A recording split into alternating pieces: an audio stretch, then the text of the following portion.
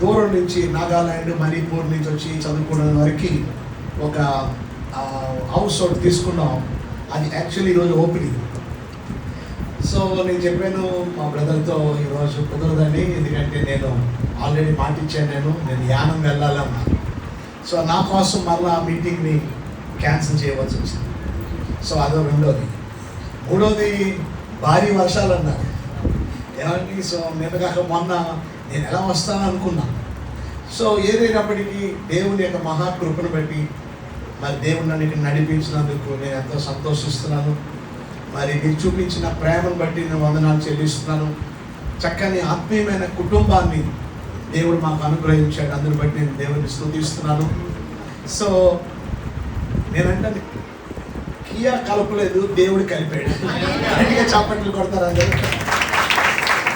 So మరి రాజు గారు, అలాగే మా బ్రదర్ రాజు గారు ఇద్దరు కూడా వారి ఫ్యామిలీతో కియా షోరూమ్ రావడం, మరి మేము కూడా దానికి ముందే యాక్చువల్లీ ఏం జరిగిందంటే మాకు 2 వెహికల్స్ ఉన్నాయి. ఒకటి ఎంజీ, ఒకటి రెండోది ఎర్టిగా, టాప్ అండ్ బండ్లు. కానీ రీసెంట్గా ఇదే నెలలో భారీ వర్షాలు గత సంవత్సరం వచ్చినప్పుడు అవి పూర్తిగా మునిగిపోయాయి. సో అందువల్ల ఆ 2 బండ్లు టోటల్ లాస్ అయిపోయింది. సో బండ్లు ఇచ్చేసాం, ఎంజీని ఎర్టిగా ఇచ్చేసి తర్వాత మేము కియా తీసుకోవాల్సి వచ్చింది. సో ఆ రీతిగా కియా దగ్గరికి మేము రావడం, మరి ఆ టైంలో పాస్టర్ గారు రావడం. సో మరి దేవుడు ఏర్పాటు ఎంత గొప్పదో ఆలోచించాడు. సో ఆ రీతిగా దేవుడు వాక్కును నువ్వు శ్రద్ధగా విని ఎడల ఐగుప్తీని కలుగజేసిన రోగముల్లో ఏది మీకు రానియను. ఆమేన్. అంటే దేవుని వాక్యం ఒక ఔషధము లాంటిది. ఆమేన్. ఒకవేళ మీకు అనారోగ్యం ఉందా, బలహీనంగా ఉన్నారా, బైబిల్ సెలవిస్తుంది, నిన్ను స్వస్థపరచు యెహోవాను నేనే. సో దేవుని వాక్యాన్ని వింటూ ఉంటే, మీరు దేవుని వాక్యాన్ని ప్రేమిస్తూ ఉంటే, దేవుని వాక్యాన్ని గౌరవిస్తూ దేవుని వాక్యానికి మీరు శ్రద్ధ చూపిస్తే దేవుడు స్వస్థతని శీఘ్రంగా దేవుడు ఇస్తాడు. నమ్మిన వాళ్ళు గట్టిగా చప్పట్లు కొడతారు. ఎందుకంటే బైబిల్ సెలవిస్తుంది, ఆది యందు వాక్యం ఉండెను, వాక్యము దేవుని యందు ఉండెను, వాక్యము దేవుడై ఉండెను. సో వాక్యాన్ని ప్రేమించడం ఇండైరెక్ట్ గా దేవుని ప్రేమించడం. మాటలు మీకు అర్థమవుతున్నాయి మీకు? సో ఇందా మీరు చెప్పారు 66 పుస్తకాలు. ఓకే, ఒకసారి వినండి. ఈ 66 పుస్తకాల్లో ఓకే పాత నిబంధనలో 39 పుస్తకాలు ఉన్నాయి. పాత నిబంధనలు వినండి, 39. క్రొత్త నిబంధనలో 27 పుస్తకాలు ఉన్నాయి. సో పాత నిబంధన 39, క్రొత్త నిబంధన 27. ఒకసారి పాత నిబంధన చూద్దాం. పాత నిబంధనలో ఒకసారి నా చూడండి, బైబిల్ని చూడండి. బైబిల్లో పాత నిబంధనలో ఉన్న 39లో మొదటి 5 పుస్తకాలు దాన్ని ధర్మశాస్త్రం అన్నారు, లేక తోరా, లేక పెంటిటోక్ అంటారు. ఆది కాండం నుండి ద్వితీయోపదేశ కాండం వరకు మొదటి 5 పుస్తకాల్ని ధర్మశాస్త్రం అన్నారు. ఓకే, ఇక తర్వాత ద్వితీయోపదేశ కాండం తర్వాత ఏమొస్తుంది? యెహోషువ. సో యెహోషువ నుండి ఎస్తేరు వరకు చరిత్ర పుస్తకాలు అన్నారు. చెప్పండి, ఏమన్నారు చెప్పండి? చరిత్ర పుస్తకాలు. రాస్తున్నారా? రాయట్లే, మీ చేతులు నొప్పటాలి ఈరోజు. రాయాలి, స్పీడ్గా రాయాలా? ఓకే, మీ బ్రదర్స్ రాయట్లేదు, మీ పేపర్లు ఇవ్వలేదు మీకు. సార్ వీళ్ళు పేపర్లు ఇవ్వలేదు సార్, వీళ్ళకి పేపర్లు అయితే పెన్ను లేదా మీకు? పెన్ లేదా సార్? పెన్నులు కూడా ఇవ్వవలసింది. త్వరగా త్వరగా రాయాలా? ఓకే ఓకే, రాస్తున్నారా? సో మొదటి 5 పుస్తకాలను ఏమంటారు? ధర్మశాస్త్రం. ఒకవేళ స్పీడ్గా వెళ్తుంటే కొంచెం స్లో అని అనండి. వీలైతే యోనా గ్రంథం ఇప్పుడు, లేక తర్వాత ఇంకొకసారి పార్ట్ బి కోసం వస్తాను, దేవుడి చిత్రం అయితే. ఏమండి? సో ఎంతవరకు మనం కంప్లీట్ చేయగలం అంతవరకు మనం చేద్దాం. ఓకే, సో మొదటి 5 పుస్తకాలను ఏమంటారు? ధర్మశాస్త్రం అంటారు. ఓకే, తర్వాత 5 పుస్తకాలు ఎక్కడి నుండి ఎక్కడికి? ఎస్తేరు నుండి, యెహోషువ నుండి ఎస్తేరు వరకు ఉన్న 12 పుస్తకాల్ని హిస్టరీ అంటారు, చరిత్ర పుస్తకాలు అంటారు. ఓకే, తర్వాత వచ్చే 5 పుస్తకాలు అంటే యోబు నుండి పరమగీతాలు. యోబు నుండి పరమగీతాలు, వాటిని పద్య భాగం అంటారు. చెప్పండి, వాటిని ఏమంటారు చెప్పండి? పద్య భాగం అంటే పోయిట్రీ, పద్య భాగము. ఎక్కడి నుంచి ఎక్కడికి? యోబు నుండి పరమ గీతాల వరకు.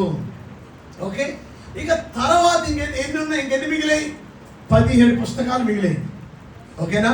17. మొదటి 5 ధర్మశాస్త్రం, రెండోది 12 చరిత్ర, ఇంకొక 5 పద్యభాగం. మొత్తం కలిపేస్తే ఇక 39 మైనస్ తీసేస్తే ఎంత చెప్పండి? 17 పుస్తకాలు. చెప్పండి, ఎన్నో చెప్పండి? ఈ 17 పుస్తకాల్ని ప్రవచన పుస్తకాలు అంటారు. చెప్పండి, ఏమంటారు చెప్పండి? ప్రవచన పుస్తకాలు. అందులో మొదటి 5ని పెద్ద ప్రవక్తలు అంటారు. చెప్పండి, ఏమంటారు చెప్పండి? పెద్ద ప్రవక్తలు. మొదటి 5 ఎక్కడి నుంచి ఎక్కడికి? యెషయా నుండి దానియేలు వరకు. యెషయా నుండి దానియేలు వరకు పెద్ద ప్రవక్తలు. ఓకే, ఇక మిగిలిన ఎన్ని ఉన్నాయి? ఇక 17 లైక్ తీసేస్తే చెప్పాలి, మీరు కొంచెం హుషారుగా చెప్పాలి. 12. ఈ 12 వాటిని చిన్న ప్రవక్తలు అంటారు. చెప్పండి, ఏం చెప్పండి? చిన్న ప్రవక్తలు. అంటే పెద్ద ప్రవక్తలు అంటే వాళ్ళు చాలా పెద్దోళ్ళని, చిన్న ప్రవక్తలు అంటే వాళ్ళు చాలా చిన్నోళ్ళని, దాని అర్థం అది కాదు. మీకు అర్థమైందా? వాళ్ళు చిన్నోళ్ళని ఎందుకు అన్నారంటే, పెద్ద ప్రవక్తల గ్రంథాలు చాలా ఎక్కువ అధ్యాయాలు ఉంటాయి, అందువల్ల వాటిని పెద్ద ప్రవక్తలు అన్నారు. చిన్న ప్రవక్తలు చాలా 1 అధ్యాయం 2 అధ్యాయాలు, ఏమండి జకరియా తప్ప అన్ని చిన్న చిన్న అధ్యాయాలే, అందువల్ల వాటిని ఏమన్నారు చెప్పండి? చిన్న ప్రవక్తలు అన్నారు. ఓకేనండి, మీకు అర్థమవుతుందా మీకు? సో ఇప్పుడు ఈ చివరి 12 పుస్తకాలని ఏమంటారు చెప్పండి? చిన్న ప్రవక్త. చూడండి ఒకసారి. ఇప్పుడు ఈ చిన్న ప్రవక్తల్లో యోనా గ్రంథం ఎన్నో పుస్తకం? అలా 32 అంటారు.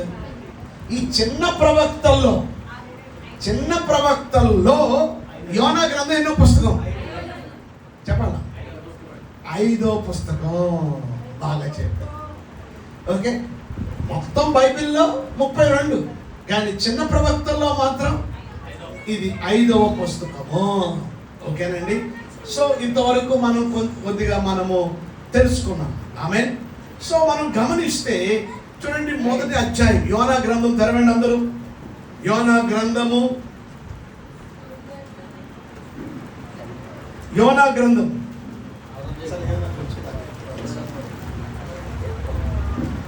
యోనా గ్రంథము మొదటి అధ్యాయం. యోనా గ్రంథము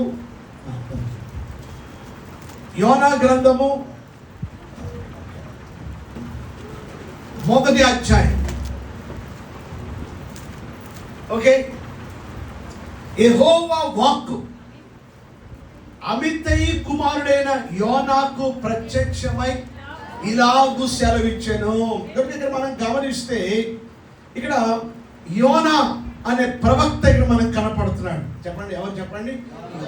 ఇప్పుడు వెంటనే ప్రశ్న వేసుకోండి, యోనా ఎవరు అని రాసుకోండి. యోనా ఎవరు? ఈ యోనా ఎవరు అంటే ఈయన ఒక ప్రవక్త. ఇశ్రాయేల్ దేశానికి ఈయన ప్రవక్తగా ఉన్నాడు. చదువుతారా ఒకసారి? 2వ రాజుల గ్రంథం 14వ అధ్యాయము 23వ వచనం చదవండి ఎవరైనా గట్టిగా. 2వ రాజుల గ్రంథము 14వ అధ్యాయము 23వ వచనం. ఎవరైనా ఒక్కరు చదవండి, గట్టిగా చదవండి.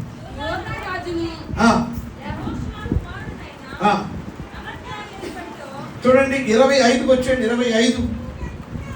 గత్ అఫేరు ఊరివాడైన అమిత్తయికి పుట్టిన తన సేవకుడైన యోనా. సో యోనా ఎవరు అని అంటే గాత్ అఫేరు అనే ఊరికి చెందినవాడు. చెప్పండి, ఏ ఊరికండి? గాత్ అఫేర్ అనే ఊరు ప్రాంతానికి చెందినవాడు. యోనా తండ్రి పేరు ఏమిటి అంటే అమిత్తై. యోనా తండ్రి పేరు ఏంటి చెప్పండి? అమిత్తై. ఓకే, సో ఇతడు ఇశ్రాయేల్ దేశానికి ప్రవక్తగా ఉన్నాడు. ఇశ్రాయేల్ దేశానికి ఎలా ఉన్నాడు చెప్పండి? ప్రవక్తగా ఉన్నాడు. ఈయన సమయంలోనే హోషియా, ఆమోస్ అనే ప్రవక్తలు కూడా ఈయనతో పాటు సమకాలికులుగా ఉన్నారు.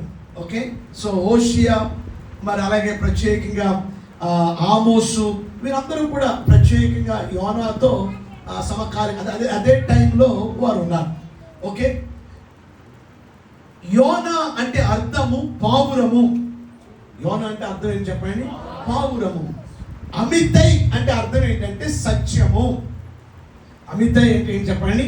సత్యం. ఒక క్రైస్తవుడిగా మనలో సత్యం అనేది చాలా ముఖ్యం, ఇంటిగ్రిటీ. అలాగే రెండవది పావురము పరిశుద్ధత గుర్తుగా ఉంది కనుక ప్రతి ఒక్కరికి ఒక పక్షికి 2 రెక్కలు ఉన్న రీతిగా మనలో సత్యము, రెండవది పవిత్రత, పరిశుద్ధత అనేది చాలా ప్రాముఖ్యము అనే విషయాన్ని మనం తెలుసుకోవాలి. ఆమేన్. ఇప్పుడు ఒకసారి మిమ్మల్ని ప్రశ్న అడుగుతున్న, సమాధానం చెప్పండి. యోనా గ్రంథములో ఎవరి గురించి ఎక్కువగా రాయబడింది? ఈ యోనా గ్రంథము దేని గురించి చెప్తుంది? చెప్పాలి కొంచెం గట్టిగా. నినివే ప్రజలు. యోనా గ్రంథము నినివే ప్రజల గురించి మాట్లాడుతున్నారని సహోదరి చెప్పారు. ఇంకా యోనా గ్రంథము దేని గురించి, ఎవరి గురించి? అమ్మా మీరు ఏదైనా చెప్పండి, మనం ఫ్రెండ్స్గా వాక్యంలో ఆనందిద్దాం. ఏమండి, మీరు తప్పైనా రైట్ అయినా చెప్పండి, భయపడకండి. Okay okay. ఎవరి గురించి? ముఖ్యంగా యోనా గ్రంథం చెప్పబడింది. నినివే ప్రజల గురించి అన్నారు. ఇంకా యోనా గురించి చెప్పబడింది. ఇంకా కార్యాల గురించి, ఇంకా చేప గురించి చెప్పరా? చెప్పండి. ఇలా పాస్టర్ బాబా బోలస్ చేప తీసుకొచ్చారు. సో ఈరోజు ఇటున్నారు మీరు అందరూ. అయితే ఈరోజు మీరు చెప్పారు, బాగా చెప్పారు. నినివే గురించి చెప్పారు, చేప గురించి చెప్పారు, యోనా గురించి చెప్పారు.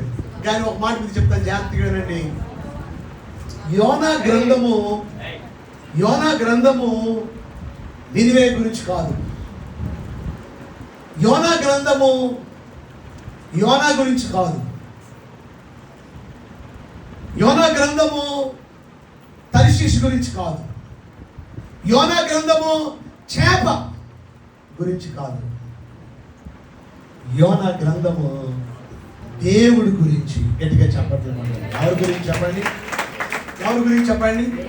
దేవుని గురించి, దేవుని ప్రేమను గురించి, దేవుని దయ గురించి, దేవుని క్షమాపణ గురించి, దేవునిలో ఉన్న వాత్సల్యతను గురించి ఈ గ్రంథము చెప్పబడింది. ఆమేన్. మీరు బాగా గమనిస్తే రాసుకోండి. యోనా గ్రంథం మీరు ఇంటికి వెళ్తే మీకు హోంవర్క్. మళ్ళీ పాస్టర్ గారిని అడుగుతాను, పాస్టర్ గారికి ఇవ్వండి మీ హోంవర్క్.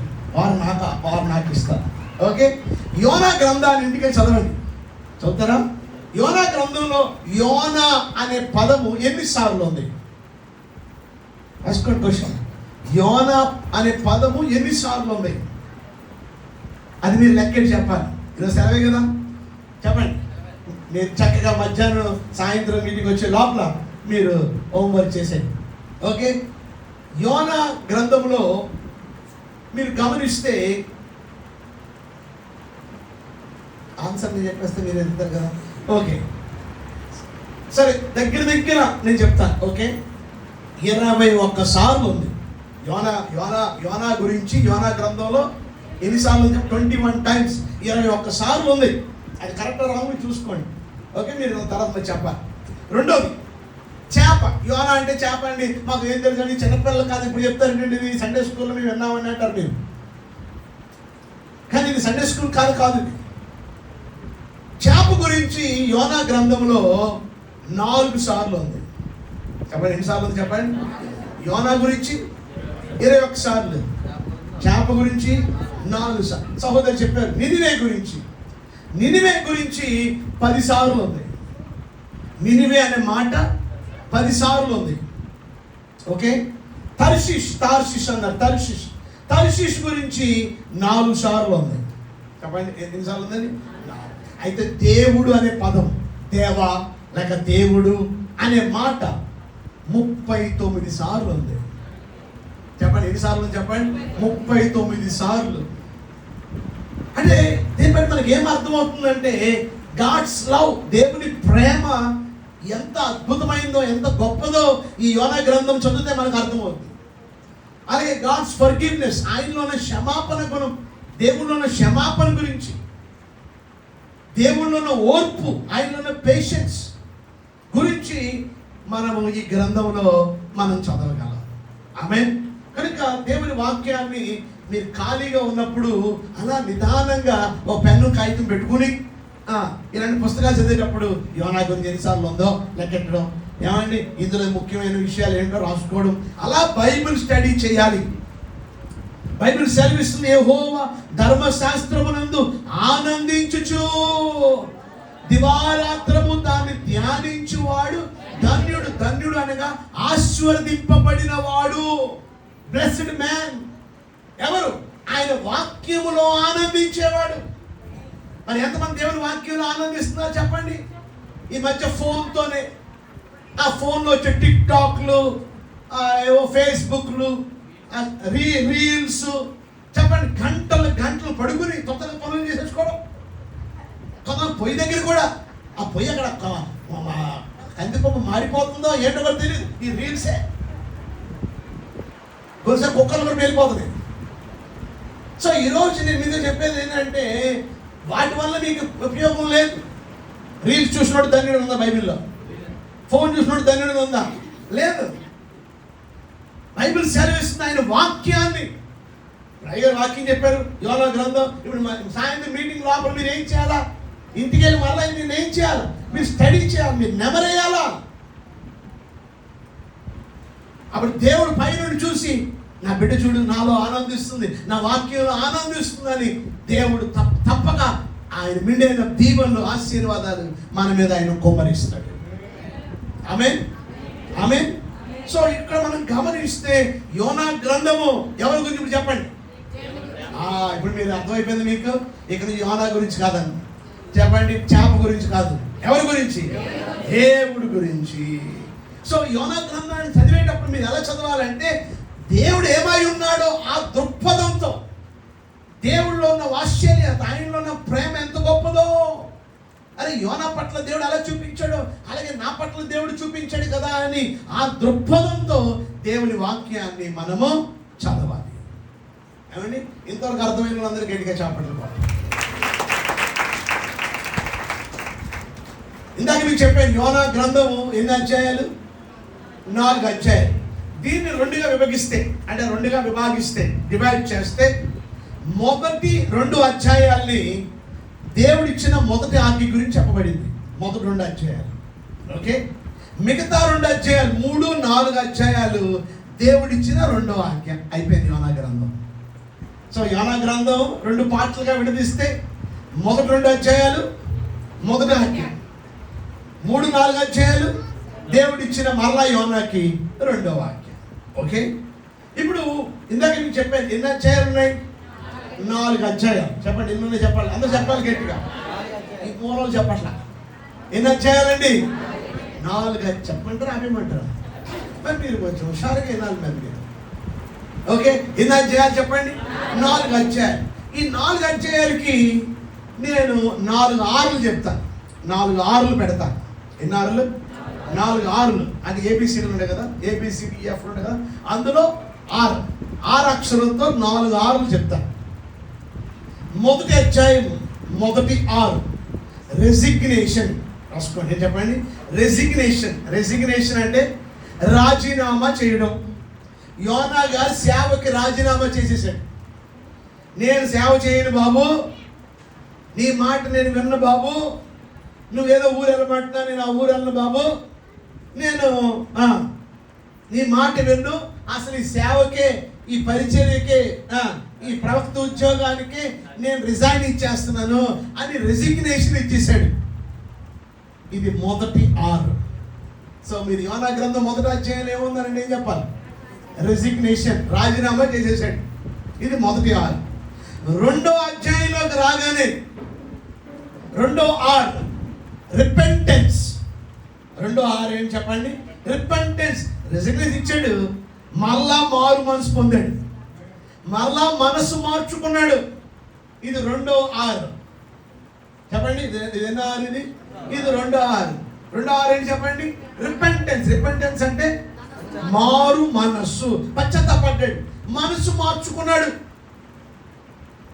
ఓకే. ఇది 2వది. 3వ 6, 3వ అధ్యాయం, 3వ 6లో రివైవల్. 3:6 ఏం చెప్పండి? రివైవల్. సో దేవుడు చెప్పినట్టు బయలుదేరి వెళ్ళాడు నినివే ప్రజల దగ్గరికి. ఆ నినివే ప్రాంతంలో ఒక 8 మాటలు చెప్పాడు అంతే. చెప్పడం ఒక లైన్ అంతే. ఇదిగో ఇంకొక 40 రోజుల్లో ఈ పట్టణం ఏమైపోబోతుంది చెప్పండి. ఈ పట్టణం వారు నాశనం అయిపోబోతున్నారు, ఈ పట్టణం నాశనం అయిపోతుంది అని చెప్పాడు అంతే. ఆ మాటకి రాజుతో సహా, ఎవరు చెప్పండి? రాజుతో సహా సామాన్యుల వరకు అందరూ పరివర్తన చెందారు, అందరూ పశ్చాత్తాపడ్డారు. ఆయన ఒక్క ప్రసంగం దగ్గర 1,20,000 మంది పిల్లలే, ఇంకా ఎంతమంది ఉన్నారో మనకు తెలియదు, కొన్ని లక్షల మంది ఒక్క వాక్యం ద్వారా ఏమైపోయారు చెప్పండి? మారిపోయారు అంతే. వారి మీదకి రావాల్సిన శిక్ష రాకుండా దేవుడు తప్పించాడు. ఒక గొప్ప ఉజ్జీవం, ఒక గొప్ప రివైవల్ జరిగింది. ఊరంతా మారిపోయింది. ఈరోజు ఉపవాస, ఈ ప్రార్థన పండుగల్లో ఎంతమందికి కోరిక ఉంది? ఈ యానంలో ఉన్న వాళ్ళందరూ దేవుణ్ణి నమ్ముకోవాలి, ఈ యానంలో గొప్ప ఉజ్జీవం రావాలని గట్టిగా చప్పట్లు కొట్టండి. నేను వస్తున్నప్పుడు ఆ ద్రాక్ష వనము, ద్రాక్ష యానం ఏదో పేరు ఉంది దాన్ని, ఈ ఊరు ముందు ఎవరిది? ద్రాక్షపురమా? ఓకే, ద్రాక్షారామం. ఆ ద్రాక్షారామం దగ్గర నేను చూస్తుంటే అక్కడ గుడి ఉంది. ఆ గుడి దగ్గర ఎంతో మంది స్త్రీలు లైన్ కట్టేశారు. ఆ లైన్ ఎంత ఉందంటే అవి బాబాయ్ చాలా దూరం ఉంది. నేను కారులో వస్తూ వాళ్ళందరి కోసం ప్రార్థన చేశాను. ప్రభు వీళ్ళందరిలో కూడా సత్యం తెలుసుకునేలాగా, మరి మనోనేత్రాలు తెరవబడేలాగా. ఈరోజు మీరు ఎంతమంది ఆ ఉద్దేశంతో వచ్చారు చెప్పండి? ఉపవాస ప్రార్థనకి మీరు అందరూ వచ్చారు. నా దగ్గర దేనికోసం? ప్రభు మా అబ్బాయిని దీవించినా, మా తమ్ముడిని దీవించినా, మా అబ్బాయికి ఆయన అమెరికాలో సీట్ చేయలే సాయం చేయనా, మా అమ్మాయికి పెళ్ళి సాయం చేయనా, ఈ అప్పులని పోవాలని. తప్పులేదు, మీ స్వార్థభరితంగా మీరు అడగడంలో తప్పులేదు, దేవుడు ఇస్తాడు. కానీ ఈరోజు సంఘం కొరకు ప్రార్థన చేస్తున్నారా? దైవజనుల కోసం ప్రార్థన చేస్తున్నారు. దేవుడు మీకు మంచి భక్తి గల దైవ సేవకులు మీకు దేవుడు ఇచ్చాడు. ఎంతమంది అనుదినం 5 నిమిషాలని మీ కుటుంబంలో, సంఘములో ఉన్న సంఘ సేవకుల కొరకు, దేవుని సేవకులు వారి కుటుంబాల కొరకు నేను ప్రార్థన చేస్తున్నాను అన్న చేతండి. Good good good good good. మీ అందరి కొరకు భక్తులు ప్రార్థన చేస్తారు. అదే సమయంలో మీరు వారి కొరకు ఏం చేయాలి చెప్పండి? ప్రార్థించాలి. ఈ ఊరి కోసం ప్రార్థించాలి, ఈ ప్రాంత ప్రజల కోసం మనం ప్రార్థన చేయాలి. ఆమేన్. కనుక ఈరోజు మనం గమనిస్తే ఒక గొప్ప ఉజ్జీవం, ఒక గొప్ప రివైవల్ జరిగింది. ఎక్కడ? ఆ నినివే పట్టణంలో. ఇది 3వ అధ్యాయం. 6 ఏం చెప్పండి? రివైవల్. 4వ 6 ఏంటంటే, 4వ అధ్యాయం రాగానే యోనా ఇంత పెద్ద భక్తుడు దేవుడి మీద తిరగబడ్డాడు, దేవుడిని ఎదిరించాడు. దాన్ని ఏమంటారు? రిపీలియన్ అంటారు. రిపీలియన్ అంటే తిరుగుబాటు. చెప్పండి, ఏం చెప్పండి? తిరుగుబాటు. ఎవరి మీద తిరుగుబాటు చేశాడు? దేవుని మీద తిరుగుబాటు. ఎందుకంటే ఆయన అనుకున్నట్టు జరగలేదని. సో ఎన్ని ఆరులు చెప్పాను? 4 ఆరులు. 666 కాదు, 4 ఆరులు, 466. మొదటి 6 చెప్పండి? రెసిగ్నేషన్. రెండోది ఇంగ్లీష్లో చెప్పండి ముందు. First resignation, 2 6 repentance, 3 6 revival, 4 6 రిపీలియన్. ఇప్పుడు తెలుగులో చెప్పండి. మొదటిది రాజీనామా, 2 మారు మనసు, ఉద్యమం. అయిపోయింది యోనా గ్రంథం. ఓకే, సో మీ పడుకునే చెప్పాలి. యోనా గ్రంథంలో ఏముందంటే ఇదే చెప్పేయాలి. ఓకే, ఇది ఒక విధంగా మనం అర్థం చేసుకోవాలి. ఓకే, నేను ఒక 8 రకాలుగా ఈ 4 అధ్యాయాలు వివరిస్తాను. కానీ టైం లేదు కనుక ఇంకొక విధంగా మీకు అర్థమయ్యేది చెప్తాను. ఈసారి మిగతా కూడా చెప్తాను. ఓకే, ఇంకొకటి మొదటి అధ్యాయంలో ముందు చూడండి. మొదటి అధ్యాయంలో దేవుడి నుండి పరిగెత్తుకుని వెళ్ళిపోవడం. చెప్పండి, మొదటి అధ్యాయం ఏం చెప్పండి? దేవుడి నుండి ఏమైపోవడం? పరిగెత్తిపోవడం. ఎవరి నుండి పరిగెత్తిపోయాడు? దేవుడి నుండి. ఇది మొదటి అధ్యాయం. ఓకే, 2వ అధ్యాయం దేవుని దగ్గరికి పరిగెత్తడం.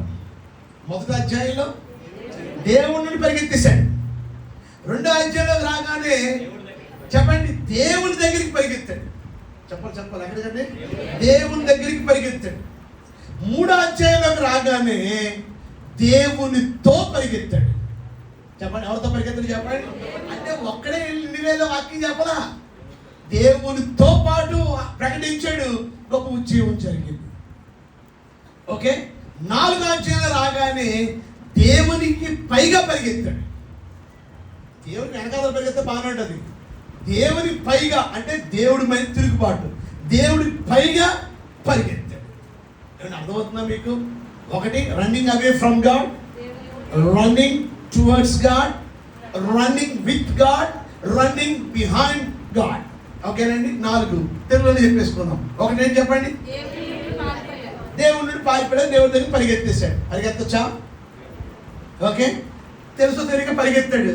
మరలా ఏమి 2వ అధ్యాయంలోకి మరలా దేవుడి దగ్గరికి వచ్చాడు. కొన్నిసార్లు ఏదో అలిగో ఏదో సంథింగ్ జరిగో పరిగెత్తి వెళ్ళిపోయినా మళ్ళీ ఏం చేయాలా? మళ్ళా దేవుని దగ్గరికి ఏం చేయాలా?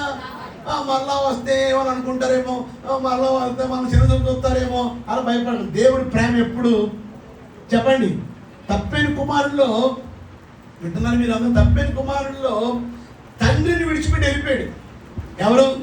చిన్న కుమారుడు. అంటే తండ్రితో కట్ ఆఫ్ చేసుకున్నాడు చిన్న కుమారుడు. ఓకే, తండ్రి ప్రేమ నుండి కట్ ఆఫ్ చేసుకున్నాడు. ఒక మాట వినండి, చిన్న కుమారుడు తండ్రిని విడిచిపెట్టి వెళ్ళిపోయాడు, కానీ తండ్రి మాత్రం కుమారుని విడిచిపెట్టలేదు. గట్టిగా చెప్పండి. కుమారుడు తండ్రి ప్రేమను పోగొట్టుకున్నాడు, కానీ కుమారుడు మీద ప్రేమ మాత్రం తండ్రి పోగొట్టుకోవాలి. ఎప్పుడు తండ్రి తన కుమారుడు ఎప్పుడు వస్తాడా అని ఏం చేస్తాడు చెప్పండి? ఎదురు చూస్తున్నాడు. కొన్నిసార్లు సంఘంలో చిన్న చిన్న విషయాల్లో అడుగుతాం మనం. చెప్పండి, ఎవరు దొరకకపోతే అయ్యగారి మీద అడుగుతాం. ఏమని? ఇగో అయ్యగారు 5 నిమిషాలు ప్రార్థన చేశాడు, మాకు 1 నిమిషం చేశాడు. అయ్యగారు ఆ ఇంటికి వచ్చి ప్రార్థన చేశాడు, మా ఇంటికి ఒకసారి రాలేదు. చెప్పండి, ఇలా అలగచ్చా? చెప్పండి, మనం ఎప్పుడు అలగకూడదు. ఇట్లరా నేను పొరపాటున ఒకసారి మా చర్చిలో నేను సాధారణంగా మాకు భోజనాలు జరుగుతున్నప్పుడు నేను ఎప్పుడు వంటకి వెళ్ళను. అది నా పని కాదు. నా పని ఏంటంటే ప్రార్థన చేయడం, వాక్యం చెప్పడం, మిగతా పరిచారకులు చూసుకుంటాం. కానీ ఆ రోజు మంచి బిర్యానీ వడ్డిస్తారు అందరూ. నేనేమో చికెన్ బకెట్ పట్టుకొని కోడి కూర బకెట్ పట్టుకుని అందరికీ వడ్డిస్తున్నాను. అంతేనండి, ఆ రోజు నుండి సహోదరి గుడి మానేసింది. 3 వారాలు రాలా. నాకు అర్థం కాలేదు ఎందుకు రాలేదని. సరే, ఎందుకో నాకు ప్రేరేపణ కలిగి నేను అమ్మగారు వారి ఇంటికి వెళ్తే, ఏంటమ్మా 3 వారాల నుంచి రావట్లేదండి? బోర్ని అంటం మొదలెట్టింది. అయ్యగారు అంటే, నా మీద మీకు అసలు ప్రేమ లేదు అయ్యగారు, నా మీద మీకు ప్రేమ లేదండి. ఏంటమ్మా నాకు ఎందుకు లేదమ్మా, అందరినీ ఒకలాగా చూస్తాం కదమ్మా, అందరికీ కదా. ఊరుకోండి అయ్యగారు, నా మీద మీకు అసలు ప్రేమ లేదు. ఏమైందమ్మా? అయ్యగారు ఆ రోజు మీరు వడ్డించారా? అందరికీ 2 3 మొక్కలు వేశారు. నాకు ఆ రోజు కొంచెం చికెన్ బంగాళదుంప 2 కలిపి ఉండేవన్నమాట. నాకు 2 బంగాళదుంపలు వేశారు. నాకు ఒక మొక్క కూడా వేయలేదు మీరు. నేనేం చేశాను అయ్యారు మీకు? నేనేం చేశానండి నాకు మీరు? నేను అంత జనాల్లో పొరపాటున అదే నాకు కనపడక అదే మాంసం మొక్క అనుకుని 2 బంగాళదుంపలు వేసేస్తే దానికోసం అలిగి 3 వారాలు మానేసింది. ఎప్పుడు అలక్కండి, మీకు అర్థమైందా? మీకు ఎప్పుడు అలక్కండి. దైవ సేవకులు ఎప్పుడు మన కొరకు ప్రార్థన చేస్తుంటారు, మన వాక్యాన్ని సిద్ధపడి మన వాక్యం అందిస్తుంటారు. కనుక తెలుసో తెలియక ఒకవేళ పొరపాటున విడిచిపెట్టి వెళ్ళిపోయినా మళ్ళీ ఏం చేయాలా? మళ్ళీ తిరిగి రావాలి మనం. సో రెండోది మనం గమనించి దేవుడిని పారిపోయాడు, కానీ 2వ అధ్యాయంలోకి రాగానే మళ్ళీ ఏం చేయాలి చెప్పండి? దేవుని దగ్గరికి పరిగెత్తాడు. 3వ అధ్యాయంలోకి రాగానే దేవునితో పరిగెత్తాడు. 4వ అధ్యాయం రాగానే దేవుని పైగా పరిగెత్తాడు. ఆమేన్, ఆమేన్. సో ఈ విధంగా యోనా గ్రంథాన్ని మనం ఏం చేయొచ్చు? విడదీసుకో. ఇంకొకటి చెప్తా. యోనా గ్రంథంలో 1వ అధ్యాయము దేవుడు యోనాని పిలుచుట, యోనా పారిపోవుట. చెప్పండి, యోనాని దేవుడు పిలుచుట, యోనా పారిపోవట. ఇది 1వ అధ్యాయం. 2వ అధ్యాయంలో యోనా ప్రార్థించుట లేక యోనా ప్రార్థన 2వ అధ్యాయం. 3వ అధ్యాయంలోకి రాగానే యోనాని దేవుడు తిరిగి పిలుచుట. చెప్పండి. యోనాని దేవుడు తిరిగి పిలవడం, ఇది 3వ అధ్యాయం. 4వ అధ్యాయంలో యోనా దేవుని కృపను గురించి బోధించుట. చెప్పండి, యోనా ఏం చెప్పండి? దేవుని కృప గురించి బోధించుట.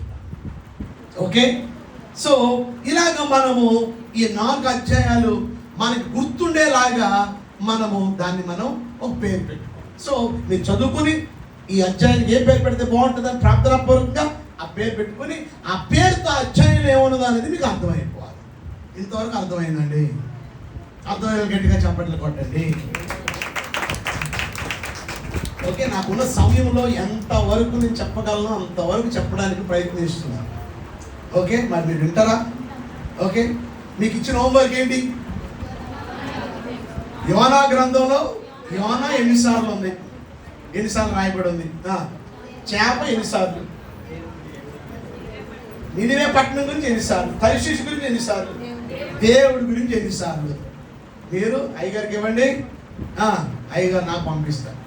2వ హోంవర్క్, మధ్యాహ్నం నిద్రలేదు మీకు. మధ్యాహ్నం యోనా గ్రంథంలో దేవుడు 10 అద్భుతాలు చేశాడు.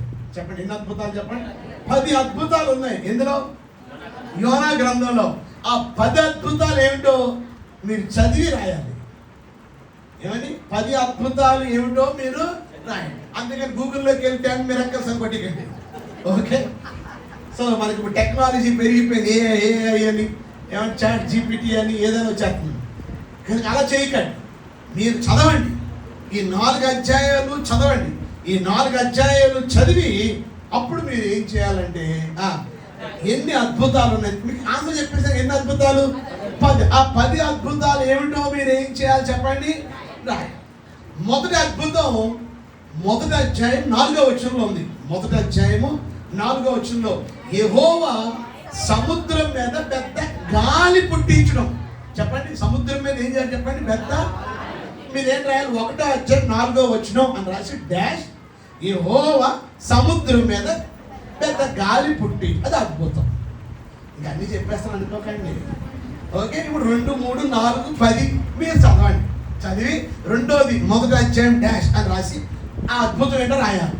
మళ్ళీ వచనం అద్భుతం, వచనం అద్భుతం, వచనం అద్భుతం. ఫోటో తీసి అయ్యగారు పంపండి, అయ్యగారు నాకు పంపుతారు. ఏమంటారు? దేవుని ధర్మశాస్త్రంలో ఆనందించాలా లేదా? చెప్పండి. దేవుని వాక్యంలో మనం ఆనందిద్దాం, దేవుని వాక్యంలో మనం సంతోషిద్దాం. ఇప్పుడు మనం ఇక టైం లేదు, మనం 1వ అధ్యాయంలోకి వెళ్ళిపోతాం. కానీ ఒక మాట చెప్పి ముగిస్తాను, ఒక మాట చెప్పి ముందుకు వెళ్తాను. 10 అద్భుతాలు అక్కడ మనం చూసామంటే దీన్ని బట్టి మీకు ఏం అర్థమవుతుంది? దేవుడు అద్భుతాలు చేసేవాడు. గట్టిగా చెప్పండి. అవి అంటే మెల్ల కొట్టారండి. నాకు కొట్టమంటుంది. ఎవరికి? దేవుడికి. క్లాప్ ఆఫరింగ్ అన్నారు. అది ఒక క్లాప్ ఆఫరింగ్ అంటే దేవుడికి ఇచ్చే కృతజ్ఞత కానుక, అర్పణ. ఏది? చప్పట్లు కూడా. ఓకే, గట్టిగా.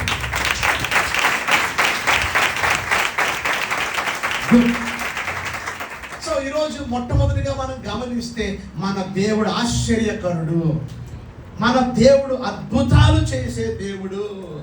ఆయన నిన్న, నేడు, నిరంతరము ఏకరీతిగా ఉన్న దేవుడు. ఆమేన్, ఆమేన్. కనుక ఈరోజు నేను మీకు కొన్ని విషయాలు మీతో చెప్పి 1వ అధ్యాయంలో కొన్ని హైలైట్స్ మీకు చెప్తాను. ఎన్ని కొన్ని హైలైట్స్ ఎందులో? 1వ అధ్యాయం. అలాగా కొన్ని మనం చూద్దాం. చూడండి, మొదటిగా యోనా గ్రంథంలోకి రండి. అందరూ తెలిసారా యోనా గ్రంథం? ఓకే, మీ పేపర్ అయిపోతే ఇంకో పేపర్ అడగండి, ఇంకో పేపర్ ఇస్తారు మీకు. అందులోనే రాసికండి. ఓకే, అవసరం ఇంకో పేపర్ కావాలి, ఇంకో పేపర్ కూడా తీసుకోండి. ఓకే, యెహోవా వాక్కు అమితే కుమారుడైన యోనాకు ప్రత్యక్షమై ఇలాగు సెలవిచ్చాను. నినివే పట్టణస్థుల దోషము నా దృష్టికి ఘోరమాయన గనుక నీవు లేచి నినివే మహాపట్టణమునకు పోయి దానికి దుర్గతి కలుగునని ప్రకటింపు. అంత నా వైపు చూడండి. నేను మా బైబిల్ కాలేజీలో యోనా గ్రంథం ఈ 4 అధ్యాయాలు మా స్టూడెంట్స్ అడగండి, దగ్గర 7-8 నెలలు చెప్పాను. ఏది? ఈ 4 అధ్యాయాలు. ఇప్పుడు 7-8 నెలలు చెప్పిన వాక్యం 10 నిమిషాలు చెప్పాలంటే నేను చెప్పలేను. అందుకే ముఖ్యమైన పాయింట్స్ దేవుడి ప్రేరణ బట్టి నేను చెప్పి నేను ముగిస్తాను. ఓకే, సో మొట్టమొదటిగా మనం గమనిస్తే మొదటి పాఠం, నినివే పట్టణస్థుల దోషము నా దృష్టికి ఘోరమైనది కనుక నీవు లేచి నినివే మహాపట్టణమునకు పోయి దానికి దుర్గతి కలుగునని. సో ఇక్కడ యోనాని దేవుడు, మా జాగ్రత్తగా వినాలి అందరూ, యోనాని దేవుడు నినివే పట్టణానికి వెళ్ళమంటున్నాడు. అంటే ఇక్కడ దేవుడు యోనాతో మాట్లాడుతున్నాడు. యోనా దేవుని స్వరం విన్నాడు, దేవుడి దగ్గర నుంచి మెసేజ్ పొందాడు. ఏమంటే నువ్వు వెళ్ళు, నినివే పట్టణానికి వెళ్ళు, వారికి నాశనం రాబోతుందని, వారికి దుర్గతి రాబోతుందని నువ్వు వెళ్ళి వారికి చెప్పు అని దేవుడు యోనాని నినివేకి పంపాడు. నా మాట మీకు అర్థమవుతున్నాయా? ఈరోజు ప్రపంచంలో ఎంతమంది జనాభా ఉన్నారు చెప్పండి? 850 కోట్ల మంది ప్రజలు ఉన్నారు. ఒకసారి ఊహించండి. మన భారతదేశంలో ఎంతమంది ఉన్నారు? ఈరోజు మన స్వాతంత్రం వచ్చిన రోజు అండి, ఎంతమంది ఉన్నారు చెప్పండి? 1.4 బిలియన్ పీపుల్, అంటే 140 కోట్ల మంది ప్రజలు ఉన్నారు.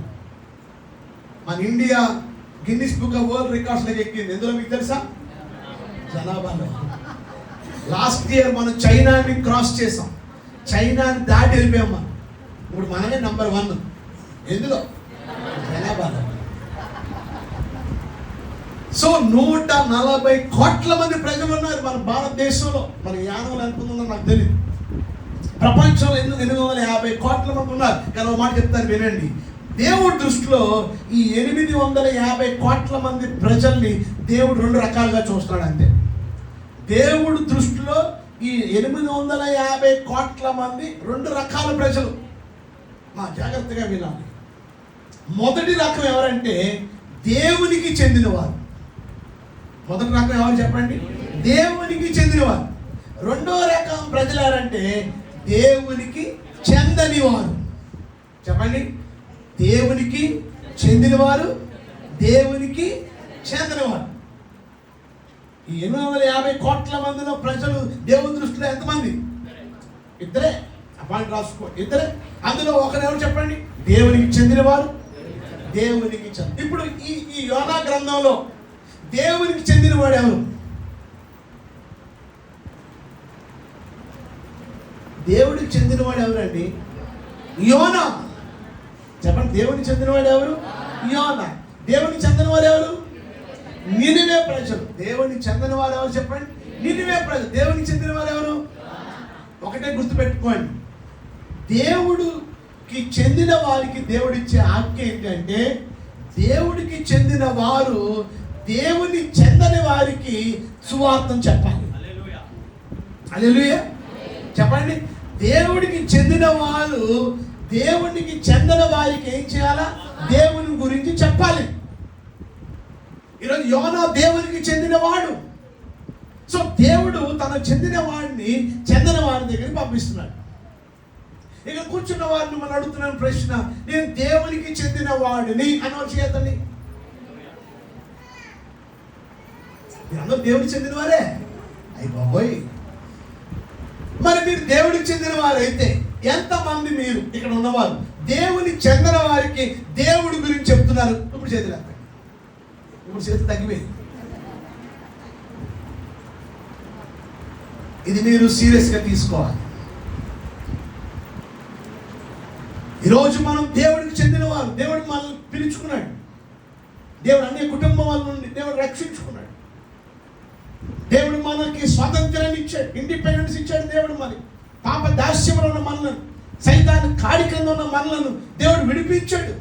కానీ ఇంకా అనేక మంది ఇంకా వారు బంధకంలో ఉన్నారు. వారికి భారతదేశం బ్రిటిష్ నుండి స్వాతంత్రం వచ్చింది, కానీ ఇంకా సైతాన్ నుండి స్వాతంత్రం రాలేదు. ఇంకా వారు ఇంకా దేవుని చెందని వారిగా ఇంకా చీకట్లో, అంధకారంలో, పాపంలో వారు ఉన్నారు. ఇందాక నేను అటు వస్తున్నప్పుడు ఇందాక చెప్పాను కదా, అంతమంది చూడగానే నా హృదయం ఏదో కలత చెందింది. నా హృదయంలో ఏదో ఒక వేదన నాలో కలిగింది. కూర్చున్న వారిలో ఎంతమందికి అటువంటి భారం ఉంది? ఏమో ఇక్కడ కూర్చున్న వారిలోని నీ భర్త ఇంకా మారలేదేమో, నీ పెద్ద కుమారుడు ఇంకా మారలేదేమో, నీ చిన్న కుమారుడు ఇంకా మారలేదేమో, నీ కోడలు ఇంకా మారలేదు, నీ అత్త ఇంకా మారలేదేమో, నీ ఫ్రెండ్స్ ఇంకా మారలేదేమో, నీ కొలీగ్స్ ఇంకా మారలేదేమో, నీ పక్కన ఉన్న పొరుగువాడు ఇంకా మారలేదేమో. ఈరోజు మీకు ఎంతమందికి భారం ఉంది? బర్డెన్ అన్నారు. ఎంతమందికి భారం ఉంది? ఈరోజు భారముతో సేవ చేయాలి. వాక్యం ఎలా చెప్పాలో మీకు తెలుసా? ఇదేనా ఆఖరి ప్రసంగం అన్నట్టు చెప్పాలి. వినేవారు ఎలాగైనా తెలుసా? ఇదేనా ఆఖరి ప్రసంగం అన్నట్టుగా వినాలి. ఎప్పుడు పిలుస్తాడో మనకు తెలియదు. ఆయన రాకడెప్పుడో మనం పోకడెప్పుడో మనకు తెలియదు. స్వార్థభరితంగా అంతమాట నీ కోసం నీ బిడ్డల కోసమే కాదు. నిన్ను దేవుడు ఎన్నుకున్నాడు. దేవుడు తన స్వాస్థ్యంగా చేసుకున్నాడు. దేవుడు నిన్ను ఏర్పాటు చేసుకున్నాడు. దేవుడు తన సొంత ప్రజలుగా నిన్ను దేవుడు ఏర్పాటు చేసుకున్నాడు. ఎందుకు చెప్పండి, మాట్లాడండి. దేవునికి చెందిన వారికి వెళ్ళి దేవుడి గురించి ఏం చేయాలా మనం చెప్పాలి. సిగ్గుపడకుండా, భయపడకుండా, ధైర్యంగా దేవుడి గురించి ఇతరులకు మనం చెప్పాలి. మనం చెప్పండి, 1 అనండి, గట్టి చెప్పండి, 1 2 అనండి. మీరు 1 అన్నారు చూసారా? ఆ 1 అనే టైంలో ఇద్దరు నరకానికి వెళ్ళిపోయారు ప్రపంచంలో, ఎక్కడో మూలం. మీరు 1 అన్నారు చూసారా? ఆ 1 అనే లోపల ఇద్దరు నరకానికి వెళ్ళిపోయారు. అంటే మనం జరుగుతున్న ఈ మీటింగుల్లో ఈ 2-3 గంటల్లో ఎంతమంది నరకానికి వెళ్ళిపోయారో ఆలోచించండి. ఈరోజు భారం ఉందా మనలో? ఆదివారం వచ్చామా, వెళ్ళామా, ఏ బట్టలు కట్టుకోవాలా, ఆదివారం ఏ చీర కట్టుకోవాలా, ఈ చీరకి ఏ మ్యాచింగ్ వేయాలా,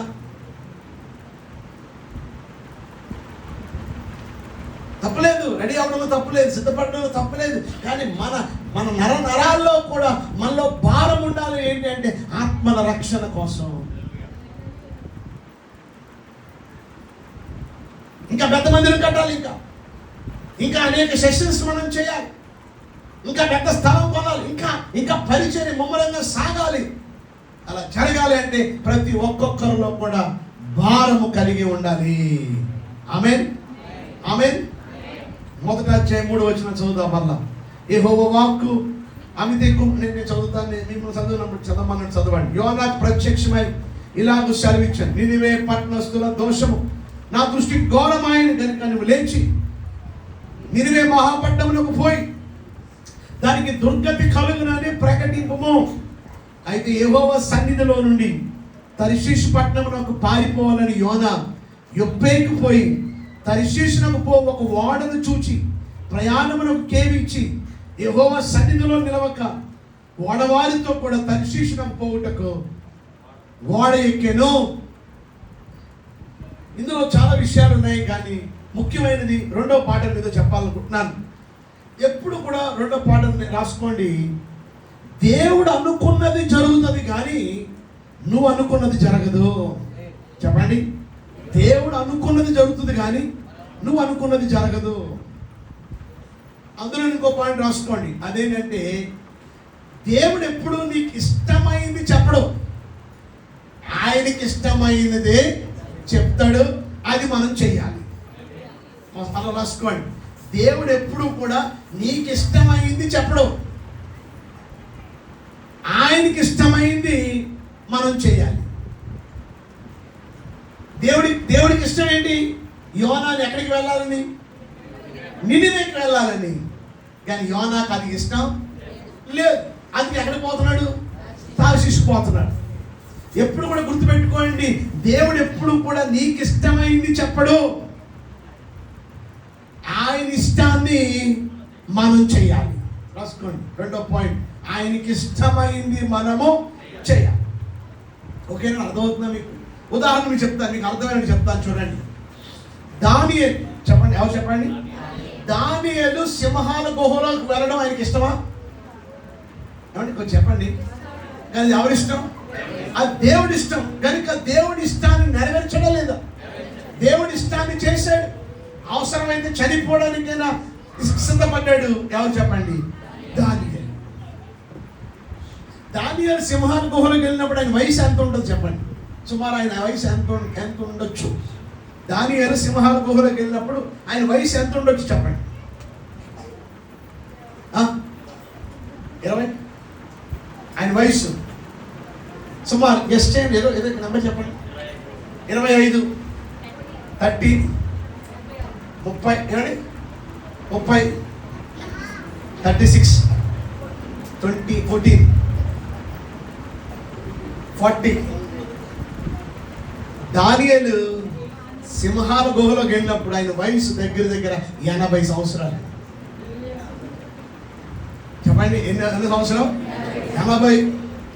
దానియేలుని యూదా ప్రాంతం నుండి ఆయన చెరగా తీసుకెళ్ళిపోయారు, బందీగా తీసుకెళ్ళిపోయారు. ఆ టైంలో బబులోను చక్రవర్తి, ఆయన పేరు నెబుకద్నెజర్. నెబు అంటారు, ఎవరు చెప్పండి? నెబుకద్నెజర్. అప్పుడు ఆయన వయసు 14, 15. వింటున్నారు? అప్పుడు ఆయన వయసు ఎంత అండి? 14, 15. ఆ టైంలోనే దేవుడి కొరకు రోషంగా ఉన్నాడు, పవర్ఫుల్గా ఉన్నాడు. ఆ రాజుగారు చెప్పాడు, ఇదిగో వీళ్ళందరికీ నేను తినే భోజనం పెట్టండి, నేను తాగే ద్రాక్ష రసం ఇవ్వండి అన్నారు. అప్పుడు ఏమన్నాడు తెలుసండి దానియేలు? ఏమన్నా తెలుసండి? ఇది నేను తింటే నేను అప్పిత్తన అయిపోతాను, ఇది తాగితే నేను అప్పిత్తన అయిపోతాను, నాకు మాంసాహారం పెట్టకండి, నాకు శాకాహారం పెట్టండి, నాకు ద్రాక్షారసాల బదులు నాకు నీళ్ళు ఇవ్వండి అన్నాడు. ఎందుకంటే తన్ను తాను అపవిత్రపరచుకోవడానికి ఇష్టపడలేదు. ఆవిడ మీసం కూడా సరిగ్గా రాలే. 14, 15 సంవత్సరాల వయసులో ఉన్నారు అలాంటి యవనస్తులు ఇక్కడ. దేవుడి కొరకు రోషం కలిగి పవిత్రంగా పరిశుద్ధంగా దేవుడి కొరకు బ్రతకాలని ఆ ఆకాంక్ష కలిగిన వారు ఉన్నారా?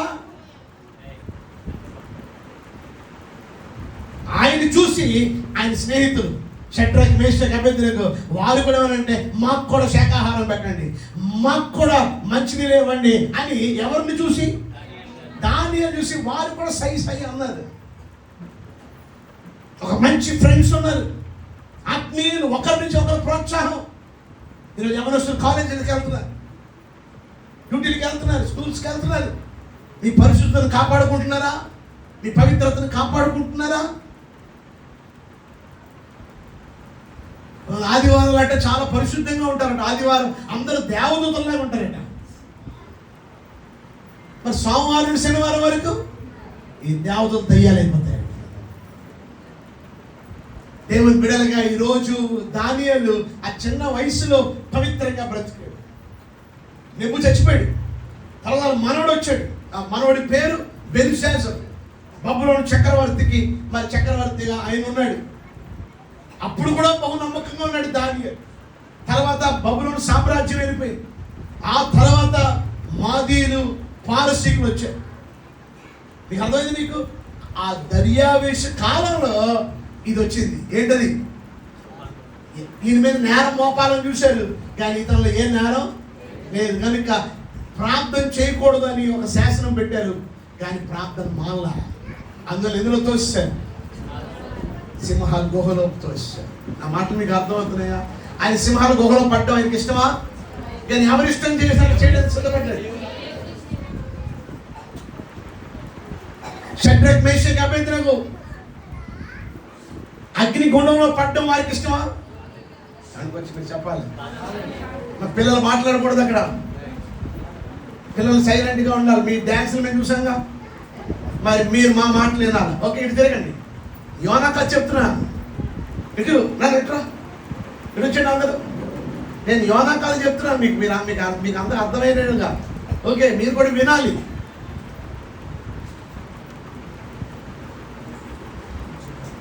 సో ఇప్పుడు మీకు చెప్పింది ఏం చెప్పండి? 3 పాఠాలు చెప్పాను ఇప్పటికి. మొదటి అధ్యాయంలో మొదటి పాఠం, దేవుడు అద్భుతాలు చేసేవాడు. ఎన్ని అద్భుతాలు చూసాం? ఈ జీవితంలో కూడా అట్టి అద్భుతాలు నువ్వు చూడగలవు, ఆయన వాక్యాన్ని ప్రేమిస్తే. ఇది మొదటిది. రెండోది, మీరు అప్పుడే మర్చిపోతారు కండి. రెండోది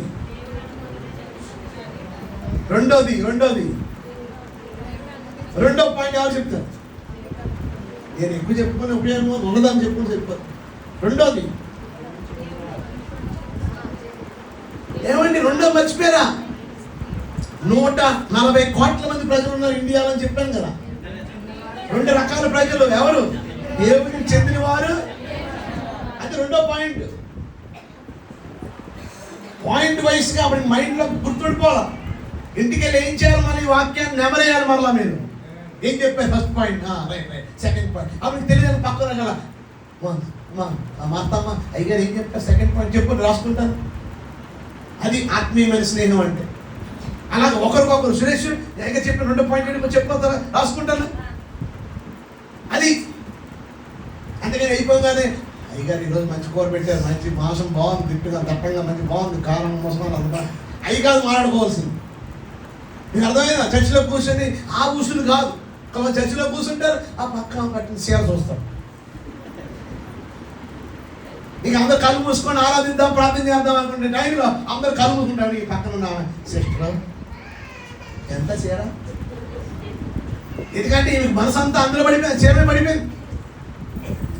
ఆమె ఎవరు? మామూలు పట్టుకుని చూడు ఎంత ఉండదు చెప్పు, ఎంత ఉంటుంది ఊరుకో, పట్టుకొని చూడు 2000 ఆమె కొంచెం ఎక్స్ట్రాలు ఎక్కువ అన్నమాట. ఏది ఆరాధన జరుగుతుంటే ఇవి మాటలు ఇంకంతే. మనసు అంత ఇది అయిపోయింది. అది క్రిస్మస్ రోజు ఇక్కడి నుంచి ఆ లాయన్ వైపు చూస్తుంది, ఆ లాయన్ వైపు చూస్తుంది. ఆ లాయన్కి అర్థం కాదు ఏంటంటే ఆమె చూడమంటుంది ఏంటి అని. ఏంటి ఆమెని కాదు, ఆమె సేర ఏంటి? బాత్రూమా? బాత్రూమ్ కాదు, నువ్వు కొన్నావు 200 ఇదా మాట్లాడుకోవాల్సింది. చెప్పండి. ఒక ఆమె క్రిస్మస్ రోజు చర్చికి వచ్చి దగ్గర పట్టు చీర 25,000 పెట్టి కొనుక్కుందట. చీర 25,000 పెట్టి కొనుక్కుని చీర చర్చికి వెళ్ళిందట. క్రిస్మస్ రోజు మీటింగ్ అయిపోయింది, మధ్యాహ్నం ఇంటికి వెళ్ళి ఫ్యాన్ గురేసి చచ్చిపోయిందట. తెలుసా మీకు? చర్చికి వచ్చి ఎంత ఖరీదైన చీర? 25,000 చీర కట్టుకుంది. చర్చికి వచ్చి ఇంటికి వెళ్ళిపోయి ఫ్యాన్ గురించి చచ్చిపోయిందట. ఎందుకని అడగరే? చెప్పండి, ఎందుకని అడగరే? ఎందుకంటే చర్చికి వచ్చిందంట, కానీ ఎవ్వరు కూడా చర్చిలో వాళ్ళు ఈ చీర బాగుందని అనలేదంట. ఈ చీర మీకు చాలా బాగా నప్పింది, మళ్ళీ మ్యాచింగ్ అయింది, అసలు మీ సెలక్షన్ వేరే అని ఎవరు ఒక్కరు కూడా పొగలేదంట. దానికోసం మనస్తాపం చెంది ఫ్యాన్ గురించి చచ్చిపోయిందంట. చర్చికి వచ్చేది దేనికి? చెప్పండి. ఆయన వాక్యం వినాలి, ఆయన వాక్యంలో ఆనందించాలి, ఆయన వాక్యంలో సంతోషించాలా.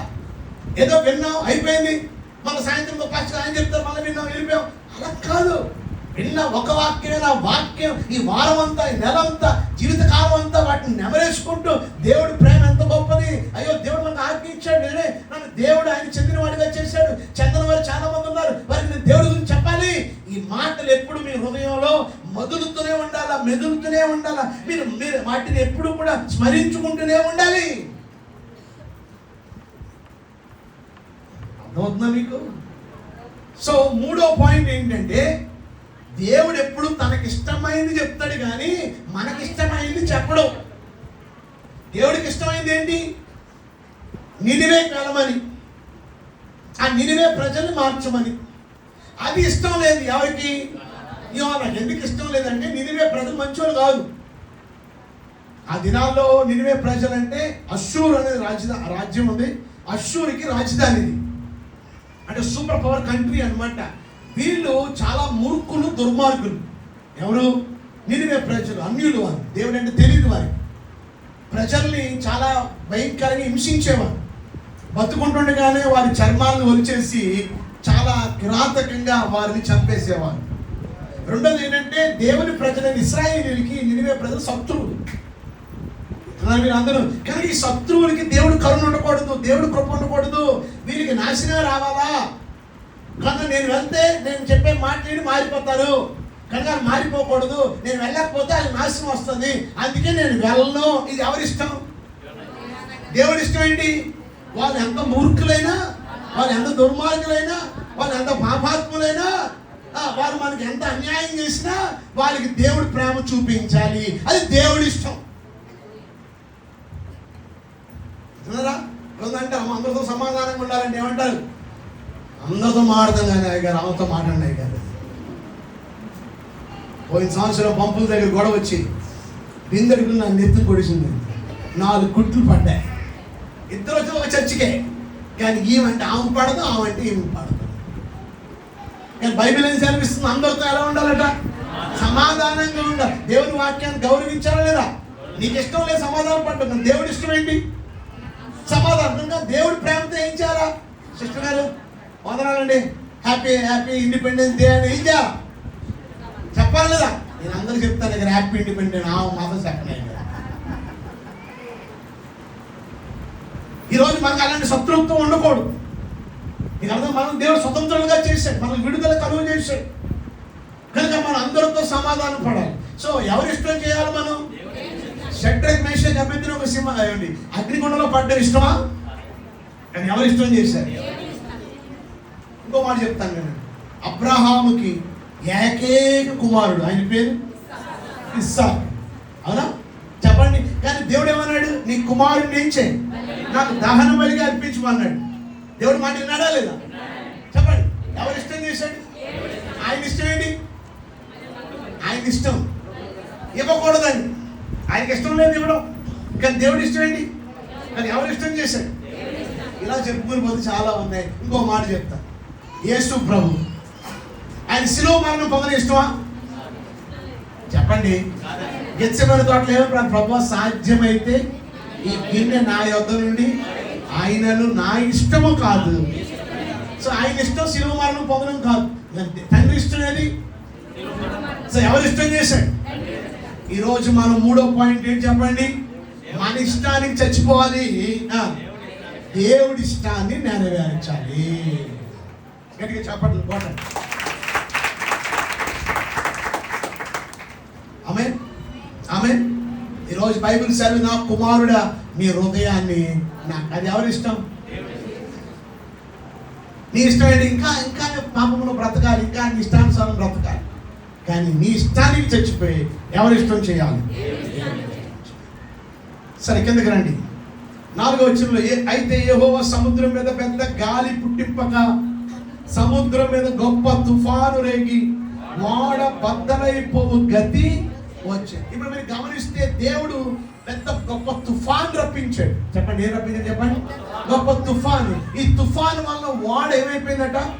బద్దలైపోవడానికి సిద్ధపడిపోయిందట. ఓడ, పడవ కాదు, ఏం చెప్పండి, ఓడే 2 ముక్కలైపోవడానికి సిద్ధపడిందట. నేను ఒక మాట అడుగుతాను, ఇక్కడ దేవుడు ఎందుకు పెద్ద గాలి రప్పించాడు? ఇక్కడ చెప్పండి, ఎందుకు ఇక్కడ పెద్ద గాలి రప్పించాడు? ఒక మాట మీద చెప్తాను వినండి. కొన్నిసార్లు గాలి అనగా, కొన్నిసార్లు తుఫాన్లు అనగా శ్రమలకి గుర్తు. హాయిగా ఓడ నిద్రపోతున్నాడు ఎవరు? యోనా. సడన్ గా ఏమైంది చెప్పండి? గాలి తుఫాను మొత్తం అంతా అలజడి అయిపోయింది, గందరగోళం అయిపోయింది. ఒక మాట చెప్తాను, జాగ్రత్తగా వినండి. వినండి. కొన్నిసార్లు దేవుడు తుఫాన్లు మన జీవితంలో రప్పిస్తాడు, దేవుడే అనుమతిస్తాడు. గట్టిగా చెప్పండి. ఎందుకు అనుమతిస్తాడు మీకు తెలుసా? మీరు పారిపోతున్నారని కాదు, మరలా ఈ తుఫాను వలన మరలా మీరు దేవుడి వైపు తిరుగుతారని దేవుడు ప్రేమతోనే కొన్నిసార్లు తుఫాను రప్పిస్తాడు. గట్టిగా చెప్పండి. కనుక కొన్నిసార్లు మన జీవితంలో కొన్నిసార్లు కష్టాలు, అనారోగ్యాలు, సమస్యలు రాగానే ప్రభువా నేను ఎందులో తొలగిపోయానేమో, నీకు దూరం అయిపోతున్నానేమో అని మనం సరి చేసుకొని మరలా ఏం చేయాలా? దేవుడి వైపుకి ఏం చేయాలా? మనం తిరగాలి. ఆమేన్. ఇది ఎన్నో పాయింట్? ఇది 4. ఏమండి? 5వది చూడండి ఒకసారి, కిందకి రండి. సో అందులోని 5వ సరుకులు సముద్రంలో పారవేసింది. అప్పటికి యోనా ఓడ దిగువ భాగాన్ని పోయి పండుకొని గాఢ నిద్రపోయిండు. అప్పుడు ఓడ నాయకుడు అతని వద్దకు వచ్చి, ఓయి నిద్రపోతా, నీకు ఏమి వచ్చినది? లేచి నీ దేవుని ప్రార్థించు, మనం చావకుండా దేవుడు మన యందు కనికరించినేమో అనేను. సో ఇప్పుడు ఏమంటాడు చెప్పండి? ఆ ఓడ నాయకుడు లేచి ఏం చేయను? దేవునికి. 7వ వచనం, అంతలో ఓడవారు ఎవరిని బట్టి ఇంత కీడు మనకు సంభవించినదో తెలియటకే మనం చీట్లు వేయమని రండని ఒకరితో ఒకరు చెప్పుకొని చీట్లు వేయగా చీటి యోనా మీదకి వచ్చాను. ఇప్పుడు ఏం చేశారు చెప్పండి? చీట్లు వేశారు. ఆ చీట్లు వేయగానే చీటి కూడా ఎవరి మీదకి వచ్చింది చెప్పండి? యోనా మీదకి వచ్చింది. ఆ చీటి మీద ఏం రాసి ఉండదు చెప్పండి, చెప్తారా? ఆ చీటి మీద ఏం రాశారంటే నా వలననే అని రాశారు. చెప్పండి, చీటి మీద ఏం రాశారు చెప్పండి? నా వలనే. ఆ చీటి ఎవరి మీదకి వచ్చింది? సో వెంటనే ఆయన అడిగారు, ప్రభు నీ ఊరేంటి, నీ ప్రాంతం ఏంటని అడిగారు. అప్పుడు ఆయన చెప్పాడు, నేను పలానా ఎబ్రీని, సముద్రమునకు భూమికి సృష్టికర్త అయిన ఆకాశమందున్న దేవుడై ఉన్న యెహోవా యందు నేను భయభక్తులు. ఆ తర్వాత చూడండి 10వ వచనం, తాను యెహోవా సన్నిధిలో నుండి పారిపోవచ్చున్నాడు. అతను తన మనుషులు తెలియజేస్తున్నాడు కనుక వారు ఆ సంగతి తెలుసుకుని మరింత భయపడి నువ్వు చేసిన పని ఏమిటని అతన్ని అడిగిరి. అప్పుడు వారు సముద్రం పొంగుచున్నది, తుఫాన్ అధికము, సముద్రం ఆ మీదకి రాకుండా నిమ్మలించినట్లు మేము నీకేమి చేయవలని అతన్ని అడగ, యోనా నన్ను బట్టి గొప్ప తుఫాన్ మీ మీదకి వచ్చిన నాకు తెలిసే ఉన్నది, నన్ను ఎత్తి సముద్రములో పడవేయుడి. ఇక్కడ అంటున్నాడు ఒక మాట, ఇంత కష్టము మీకు వచ్చిందంటే నన్ను ఈ వాడలో నుండి నన్ను ఏం చేయండి చెప్పండి, ఎత్తి ఏం చేయండి, సముద్రంలో పారేయండి. మొదట వారు ఇష్టపడలేదు, తర్వాత ఏం చేశారు చెప్పండి? వారు సముద్రంలో పడేశారు. వారు సముద్రంలో పడేయక ముందు వారు కొన్ని వస్తువులను కూడా ఆ బరువు తగ్గించడానికి సముద్రంలో పారేశారు. వారు ఎన్ని ప్రయాసాలు పడినా వారి ప్రయాసం అంతా ఏమైపోయింది చెప్పండి? ఇవి అర్థమైపోయింది. ఎప్పుడు నిమ్మలమైంది చెప్పండి? ఎప్పుడైతే యోనాని సముద్రంలో పారవేసినప్పుడు. చెప్పండి ఎప్పుడు చెప్పండి? యోనాని సముద్రంలో. యోనా దేవుడికి అవిధేయుడిగా ఉన్నాడు. దేవుడు ఒక మాట చెప్పాడు వెళ్ళమని, దేవుడు మాట వినలే. అవిధేయత, ఆజ్ఞ అతిక్రమమే పాపం. అంటే యోనా ఏం చేశాడు? ఆ పాపము చేసిన వ్యక్తి ఆ ఓడలో ఉన్నంత వరకు తుఫాన్ ఆగల. కానీ ఎప్పుడైతే ఆ యోనాను ఎత్తి సముద్రంలో పారేశారో అప్పుడు అంతా ఏమైంది చెప్పండి? ఒక మాట చెప్తాను, జాగ్రత్తగా వినండి, సమయం లేదు నాకు.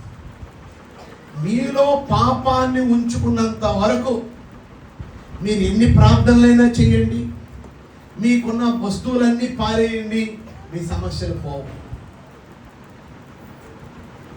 ఓడలో ఎవరిని పెట్టుకున్నారు? యోనాను పెట్టుకొని వారు ఎన్నో ప్రార్థనలు చేస్తున్నారు, ఎన్నెన్నో ప్రయత్నాలు వారు చేస్తున్నారు. అది కూడా వారు అసత్య దేవుడికి ప్రార్థన చేస్తున్నారు.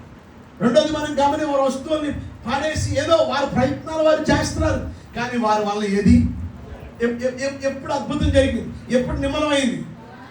యోనాను ఎత్తి ఏం చేశారు? ఈరోజు మిమ్మల్ని అడుగుతున్నారు, ఈరోజు స్వాతంత్ర దినోత్సవం, ఇంకా మీలో దేవునికి అవిధేయతగా ఉన్నవి, ఇంకా దేవునికి విరోధమైనవి ఇంకా మీలో ఏమైనా ఉన్నాయేమో. ఈరోజు యోనా గ్రంథంలోని మనతో దేవుడు మాట్లాడుతున్నాడు. 5వ పాఠము, వాటిని మీరు ఏం చేయాలి చెప్పండి? మీరు తీసి ఏం చేయాలి చెప్పండి? మీరు పారవేయాలి. మీరు పారవేయకుండా మీరు లోపలే ఉంచుకుంటే మీ జీవితంలో ఎప్పుడు విజయం రాదు. బైబిల్లో హాకాన్ అనే వ్యక్తి ఉన్నాడు, మరొక ఆయన. ఎరుకో పట్టణంలో ఉన్నవి వాటిని ముట్టుకోవద్దని చెప్పాడు, కానీ అందులో ఉన్న షీనార్ వస్త్రాన్ని, ఒక బంగారు కమ్మిని, కొంత వెండిని, 200 తులాలు వెండిని తీసుకొచ్చి ఇంట్లో ఏం చేశాడు చెప్పండి? దాచిపెట్టాడు. అది అతని దగ్గర ఉన్నంత వరకు ఇశ్రాయేలీయుల యుద్ధంలో వాళ్ళకి విజయము. నీలో పాపాన్ని ఉంచుకున్నంత వరకు, నీ హృదయంలో అవిధేయత ఉంచుకున్నంత వరకు, నువ్వు ఎన్ని ప్రార్థనలు చేయి, ఎన్ని పాటలు పాడి, ఎన్ని సాక్ష్యాలు చెప్పు, దేవుడు విండో. అది పారేయి. ఇంకా కొంతమంది ఫోన్ ఎదండి, ఈ ఫోన్లో ఇంకా కొంతమంది ఇక్కడ కూర్చున్న వారు పోర్నోగ్రఫీ చూసేవాళ్ళు ఇక్కడ ఉన్నారు, భూతు దృశ్యాలు చూసేవాళ్ళు ఉన్నారు, వాటిలో ఆనందిస్తున్నారు తెలియకుండా. చీకట్లో బాత్రూంలోనో వారి బెడ్రూమ్లోనో ఏమి తెలియకుండా మన చర్చిలోకి వచ్చేసి పాట పాడేస్తున్నాం, చర్చిలోకి వచ్చేసి సాక్ష్యం చెప్పేస్తున్నాం, చర్చిలోకి వచ్చి ప్రార్థన చేసేస్తున్నాం, చర్చిలోకి వచ్చి పరిచయం చేసేస్తున్నాం. ముందు పారవే. ఇంకా నీలో కోపాలు ఉన్నాయేమో, నీ నీలో ఇంకా కట్పన్యాలు ఉన్నాయేమో, నీలో ఇంకా అసూయలు ఉన్నాయేమో, నీలో ఇంకా కక్షలు ఉన్నాయేమో, నీలో ఇంకా క్రోధాలు ఉన్నాయేమో, నీలో ఇంకా భేదాలు ఉన్నాయేమో. ఈరోజు నీ హృదయంలో ఏముందో నాకు తెలీదు, కానీ యెహోవా కన్ను దృష్టి లోకమంతా సంచారం చేయించున్నది. ఈరోజు దేవుని సేవకుడిగా విజయవాడ నుంచి దేవుడు నన్ను ఇక్కడ నడిపించాడు. ఇక్కడ మాస్టర్ గారు ఆయన ప్రసాద్ గారు, ఆయన కాకినాడ నుంచి వచ్చారు. ఆయన ఎప్పటి నుంచి రమ్మంటున్నారు కాకినాడ, ఆయన టైం లేక నేను వెళ్ళలేదు. ఇంకా ప్రతిరోజు ఏదో దగ్గర మాకు మీటింగ్లు ఉంటూనే ఉంటాయి. కానీ దేవుడికి నడిపించింది ఈ గంట 2 గంటలు ఏదో టైం పాస్ చేసుకోవడానికి కాదు, లేదా యానం బీచ్ చూడడానికి మేము రాలా. ఈరోజు మీ జీవితంలో నిజమైన నెమ్మది ఎందుకు ఉండట్లేదు? ఇంకా మీలో సీక్రెట్ సిన్ ఉంది, ఇంకా మీలో ఇంకా రహస్యమైన పాపం ఇంకా మీలో ఉంది. నీకు భర్త ఉంటుండగా ఇంకొక అబ్బాయితో, ఇంకొక వేరే వాళ్ళతో నువ్వు ఇంకా సరసలాడుతున్నావేమో. నీ భార్య ఉంటుండగా ఇంకొక అమ్మాయితో నువ్వు అక్రమ సంబంధం కలిగి ఉంటున్నావేమో. ఇంకా పెళ్లి కాను ఇంకా గర్ల్ ఫ్రెండ్ అని, బాయ్ ఫ్రెండ్ అని మీరు రహస్యంగా చాటింగ్లు చేస్తున్నారేమో. ఆదివారం రాగానే మళ్ళీ పరిశుద్ధులుగా ముసుగేసి దేవా స్తోత్రం స్తోత్రం అంటారేమో. జాగ్రత్త. యోనానే దేవుడు స్పేర్ చేయలేదు, ప్రవక్త అయి ఉండి కూడా. యోనానే దేవుడు, మన దేవుడు రోషం గల దేవుడు. ఆయన పాపిని ప్రేమిస్తాడు, పాపాన్ని అసహించుకుంటాడు. ఈరోజు ప్రేమతో మీద చెప్తున్నాను, ఉంచుకోవద్దు పాపాన్ని. నీ ఓడలో నుంచి తీసి బయటపారే. అప్పుడే నీకు నెమ్మది, అప్పుడే నీకు సంతోషం, అప్పుడే నీకు సమాధానం, అప్పుడే దేవుని యొక్క దీవెనలు నీకు సమృద్ధిగా ఉంటుంది. నువ్వు దేవుని సన్నిధిలో నుండి నువ్వు పారిపోలేవు, నువ్వు ఎక్కడికి పారిపోలేవు.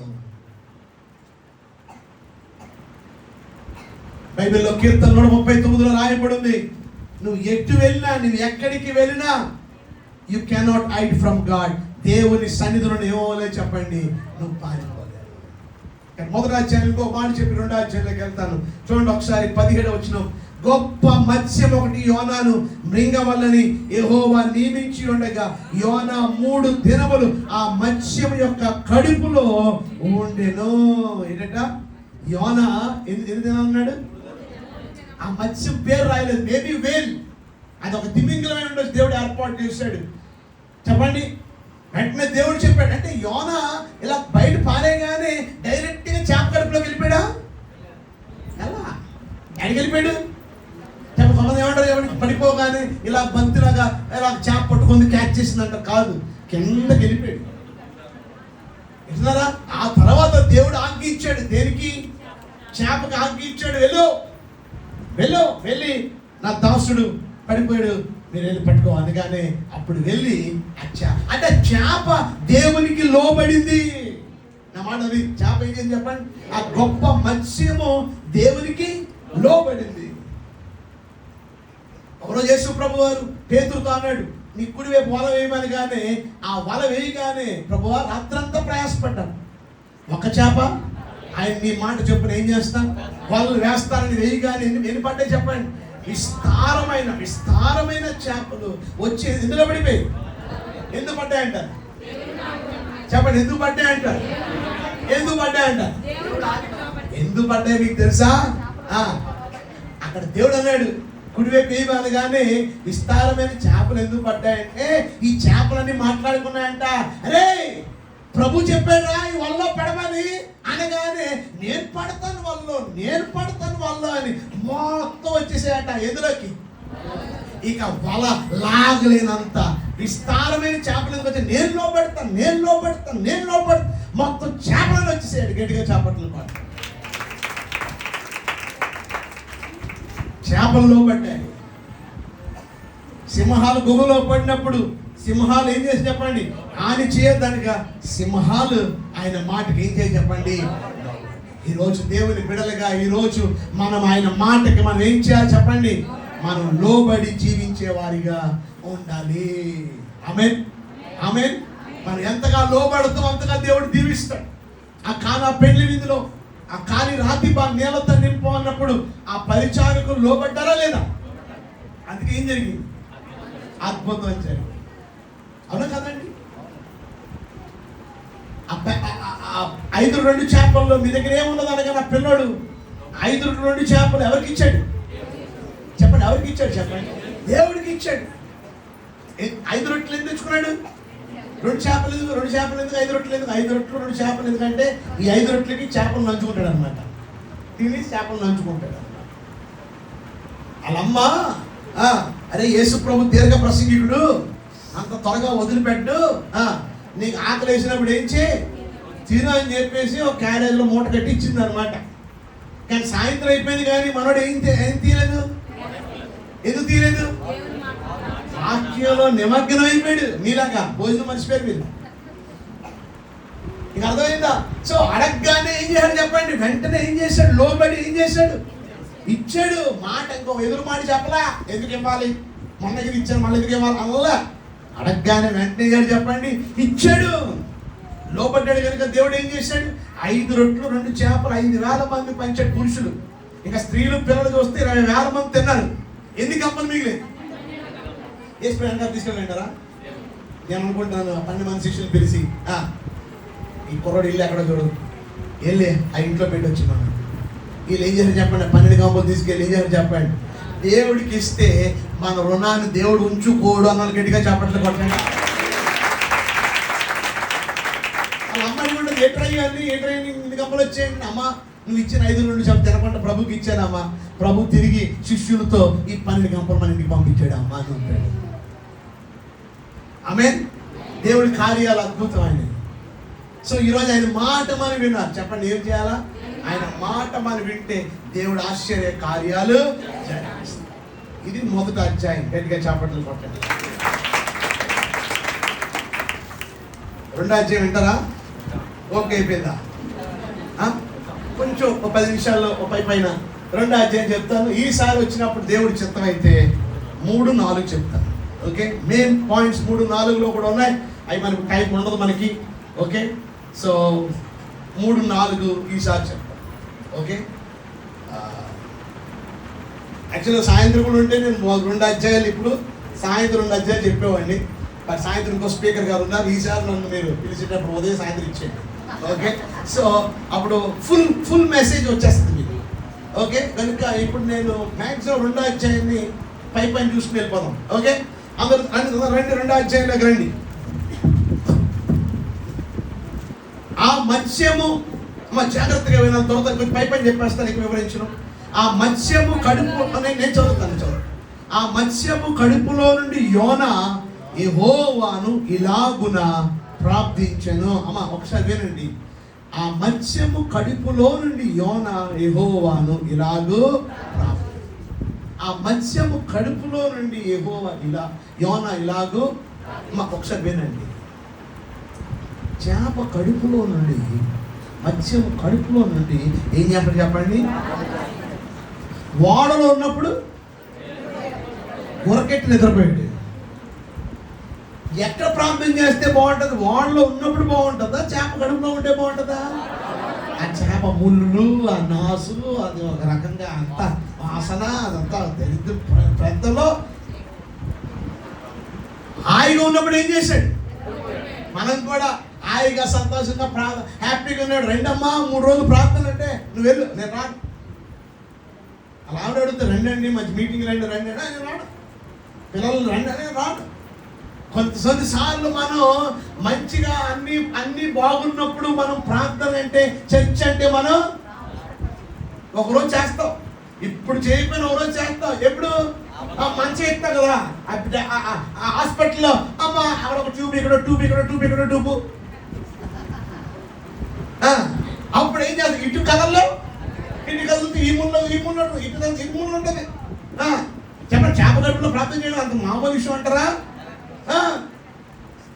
ఈరోజు గుర్తుపెట్టుకోండి, దేవుడిచ్చిన అనుకూలమైన సమయంలో ప్రార్థన చేయండి. ప్రభా నన్ను నా కుటుంబాన్ని కాపాడి, మీ దైత్యప్పుడు కాపాడి, సంవత్సరం అంతా కాపాడి, ప్రభా ఏ కీడు ఏ నష్టం ఏ అనారోగ్యం రాకుండా మాకు తోడుకోండి. మా కోసం అయ్యగారు ఇంత మంచి మీటింగ్లు ఏర్పాటు చేశారు నాయన, ఇక్కడ నుంచి నేను నా కుటుంబం కలిసి వస్తాం అని ఆ పట్టుదల ఉండాలి. ఈరోజు నేను కుటుంబంతో కలిసి వచ్చిన నుంచి చేద్దండి.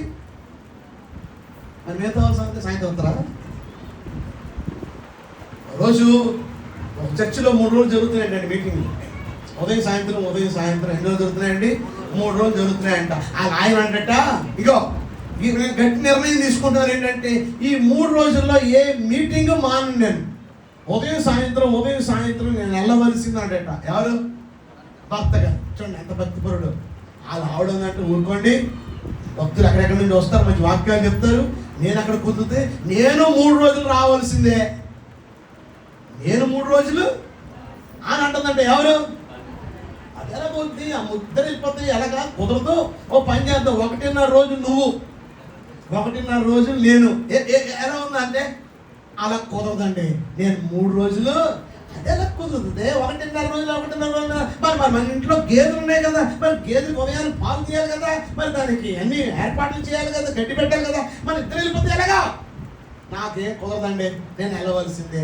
మీరే సెలవు పెట్టండి, నేను సెలవు పెట్టను. చూడండి దేనికోసం దెబ్బలాడుకుంటున్నారు వీళ్ళు. ఉందా అలాంటి ఆసక్తి యానం ప్రజలకి, యానం విశ్వాసులకి? Thank you, God bless you. మరి ఇప్పుడు గేదెల సంగతి ఏంటి?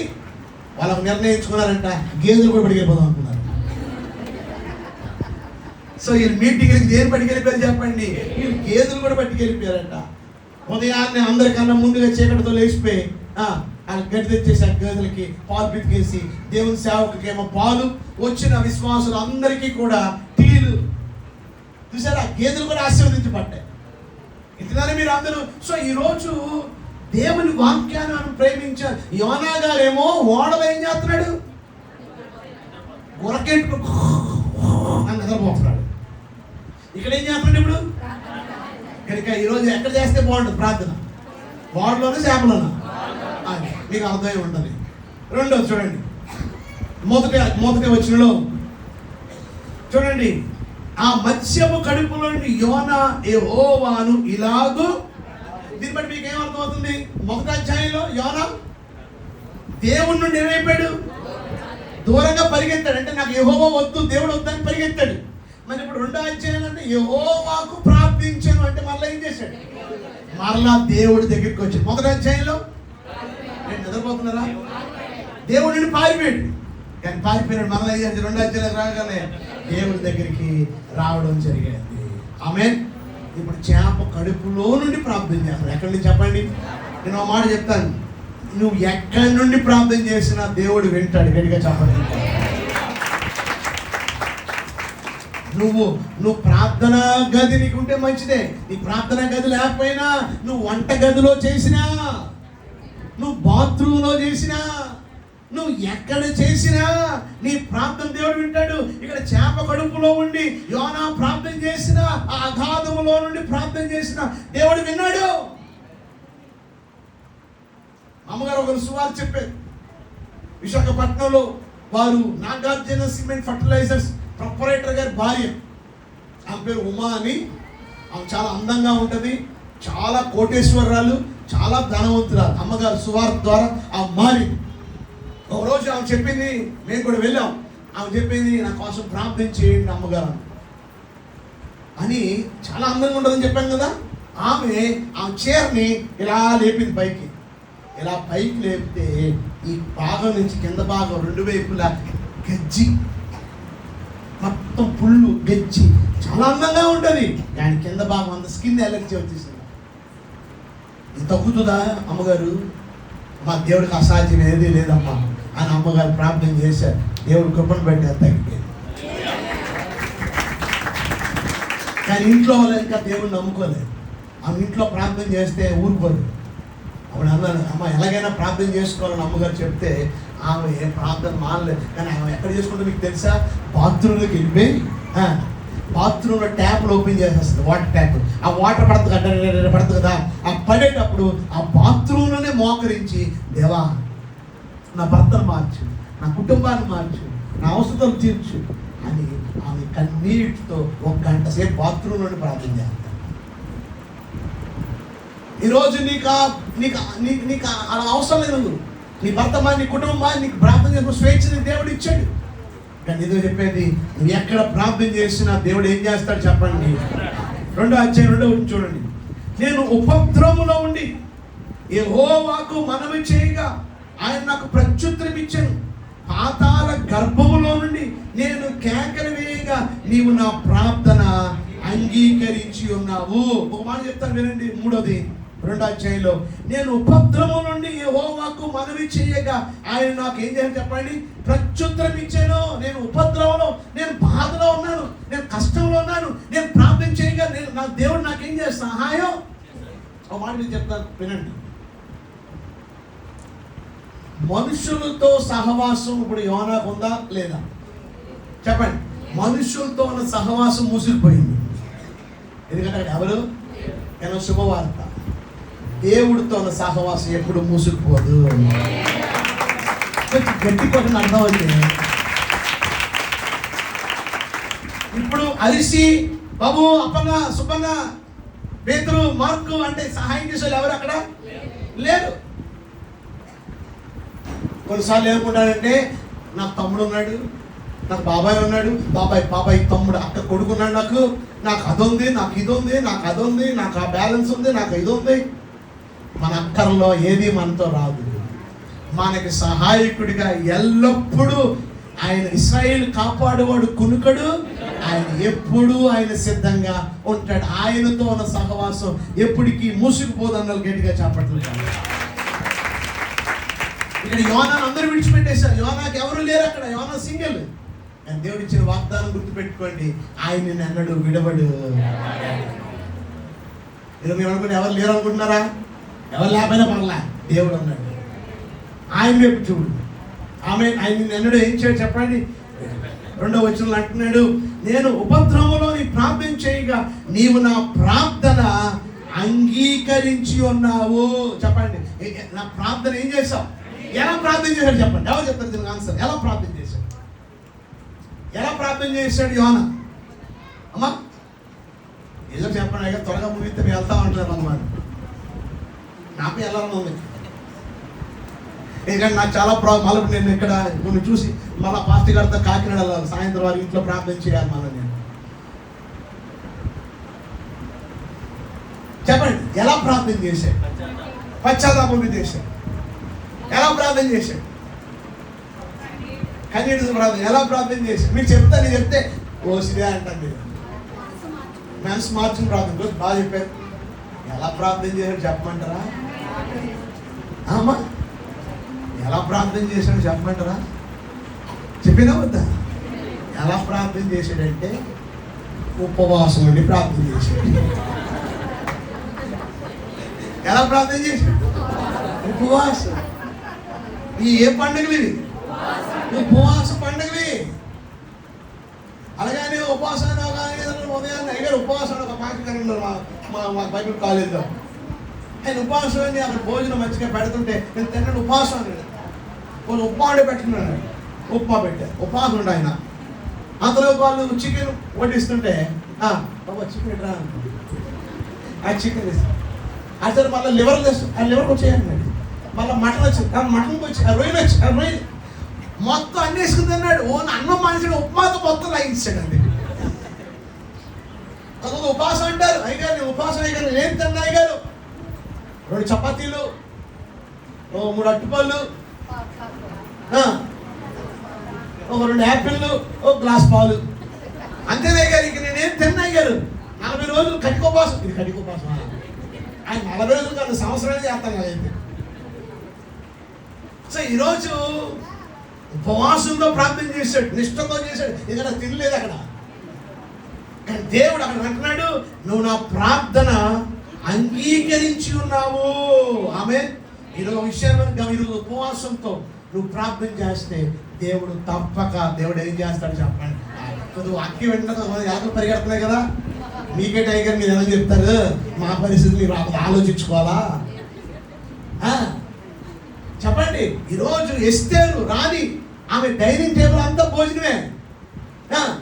కానీ అవేముంది, 3 దినాలు అన్నపానాలు ముట్టుకోను నేను చెలికెత్తలు మేము మా వాళ్ళు మా దగ్గర ఉన్న పరికెత్తలు అందరం కూడా మేము ఉపవాసం ప్రార్థన. నువ్వు మేము కూడా ఏం చేయండి, ప్రార్థన చేయండి. దేవుడి చిత్తమైతే ప్రాణం పోయినప్పుడు నేను రాజుతో మాట్లాడతాను అంటే దేవుడు కార్యం చేశాడా లేదా? అతను అసలు మెంట్లోడు అనమాట. ఆ మెంట్లోడు మనసే మారిపోయింది. దేవుడు కార్యం చేశాడా లేదా? ఆ శాసనాన్ని దేవుడు తప్పించాడా లేదా? చెప్పండి. మాదీయులు పారసీకుల యొక్క శాసనం ఉంగరాన్ని సీల్ వేశారంటే దాన్ని ఎవరు కూడా మార్చలేరు, రాజు కూడా మార్చలేడు. అలాంటి రాజులకు రాజు, ప్రభులకు ప్రభు. ఆ శాసనాన్ని ఏం చేయాలి చెప్పండి? దాని మీద పన్నాంగం పడినాడు. ఏ ఉరికమ్మ మీద హామాన్ని తీయాలకుండా ఆ ఉరికమ్మ మీద తానే ఉరి తీయబడ్డాడు. ఎవడు తవ్వుకుని కుదరాడే పడ్డాడు. There is a power in prayer. There is a power in fasting. Amen. So ఆ పట్టుదలతో, ఆ దృఢ నిశ్చయతతో మనం ప్రార్థన చేయాలి. అంతేగాని నీరసంగా, ఎన్నో మళ్ళీ నీరసంగా ఉన్నావు, ఉపవాసం కదా గారు, నీరసం లేకపోతే ఇలాగ ఉండవు గారు అనకూడదు. నీ ప్రార్థన చేసిన మనుషులు కనపడకూడదు. మనుషులు కనపడితే బహుమానం ఇక్కడ వచ్చేస్తుంది. ఆ ఉపవాసం దేవుడు కనపడితే దేవుడిని ప్రతిఫలం. ఆమేన్. సో మన ప్రార్థన అంగీకరించిన దేవుడా కాదా? యోనా ప్రార్థన దేవుడు ఏం చేయాలి చెప్పండి? అంగీకరించాడు. చూడండి, ఇంకా మనం గమనిస్తే చూడండి 2వ అధ్యాయం 3వ వచనంలో, నీవు నన్ను అగాధమైన సముద్ర గర్భములో పడవేసి ఉన్నావు, ప్రవాహములు నన్ను చుట్టుకొని ఉన్నవి. అంటే తన బాధను చెప్పుకుంటున్నాడు. ఆ తరంగాలు, ఆ సముద్ర ప్రవాహం చెప్పండి, ఆ ఫ్లడ్ వాటరు అంటే నీళ్లు, ఆ ప్రవాహం, నీళ్ళ ప్రవాహం, ఇవన్నీ నన్ను ఏమై చెప్పండి? నన్ను చుట్టుకొని ఉన్నాయి. నీ తరంగములను, నీ కరుణను నన్ను కప్పి ఉన్నాయి. నీ సన్నిధిలో నేను వెలివేయబడ్డాను. నీ పరిశుద్ధ ఆలయము తట్టు మరలా చూచుదను అనుకుంటుని. ఇక్కడ తాను బలపరుచుకుంటున్నాడు. తనకు తాను శక్తిని తెచ్చుకుంటూ ప్రార్థన చేస్తూ ఉన్నాడు. 5వ వచనం, ప్రాణాంతము వచ్చినంతగా జలములు నన్ను చుట్టుకొని ఉన్నవి, సముద్ర అగాధము నన్ను ఆవరించి ఉన్నది, సముద్రపు నాచు నా తలకు చుట్టుకొని ఉన్నది. సముద్రపు నాచు నా తలకు చుట్టుకొని. సముద్రపు నాచు ఎక్కడ ఉంటుంది చెప్పండి? చెప్పండి. అడుగు భాగం, డౌన్ అని చెప్పండి. ఎక్కడ చెప్పండి? అందుకే పడిపోగానే చాప్ మింగి లేదు, అలా అలా పట్టుకోలేదు, అడిగి వెళ్ళిపోయాడు. ఒక మాట మీద చెప్తాను, జాగ్రత్తగా వినండి. యోనా దేవుడి మాట వినడా? నినివేకి వెళ్ళమని అడిగిపోయాడు. ఎక్కడికి వెళ్ళాడు? అక్కడి నుంచి చెప్పండి, ఆ గాతఫేర్ అనే ప్రాంతం ఎక్కడికి వెళ్ళాడు? యొప్పేకి వెళ్ళాడు. ఎక్కడికి చెప్పండి? యొప్పేలు ఏముంది? వాడరేమో. అమ్మ కొంచెం వినండి, వింటారా? 10 నిమిషాలు ముగించేస్తా.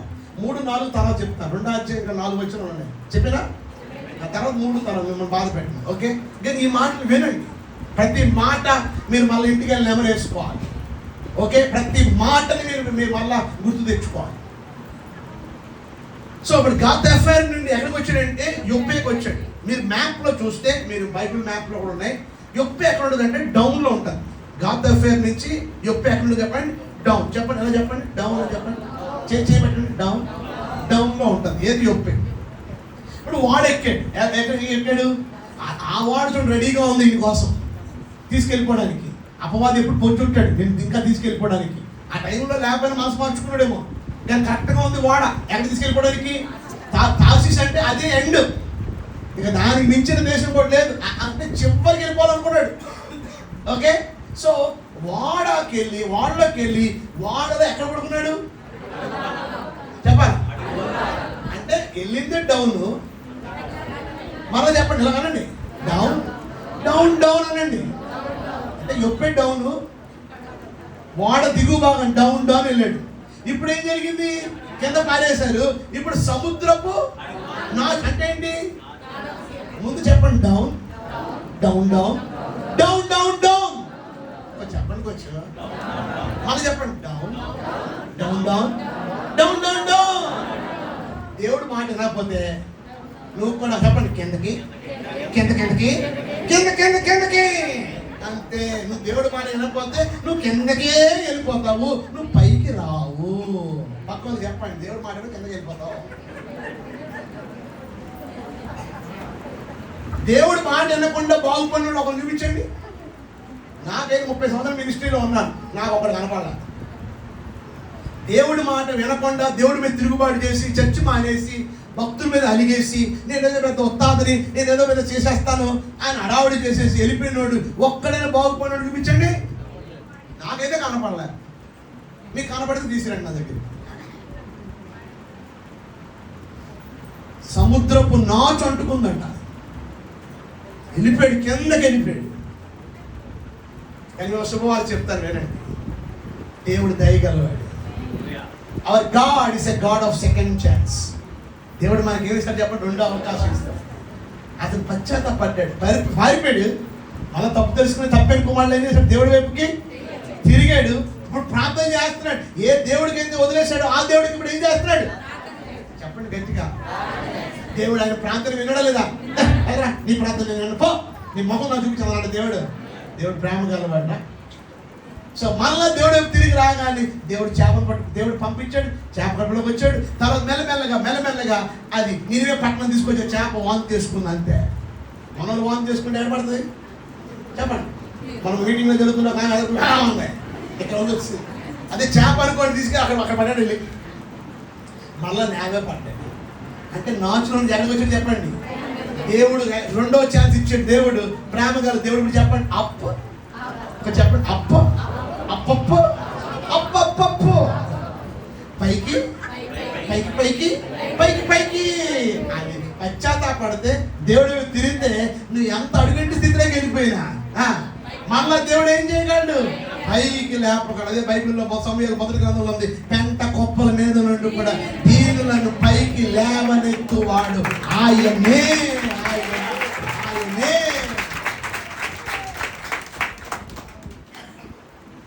మాటలు మీకు అర్థమవుతున్నాయి మీకు?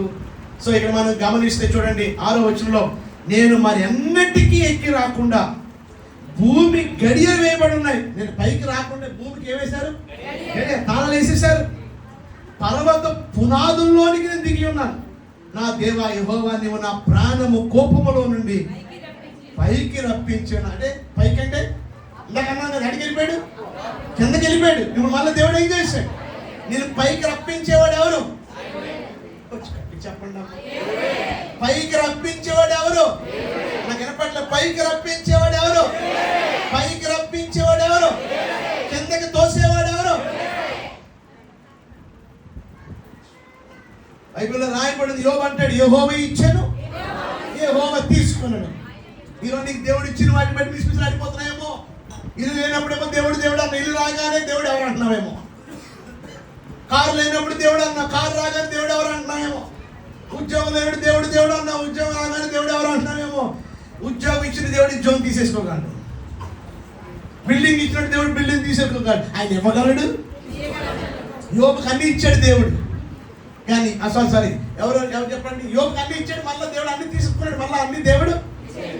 అలాగే లోతుకు కూడా దేవుడు అన్ని ఇచ్చాడు. కానీ దేవుడు మాట వల్ల అన్ని ఏం చేయాలి చెప్పండి? సో దేవుడికి ఇవ్వడం తెలుసు.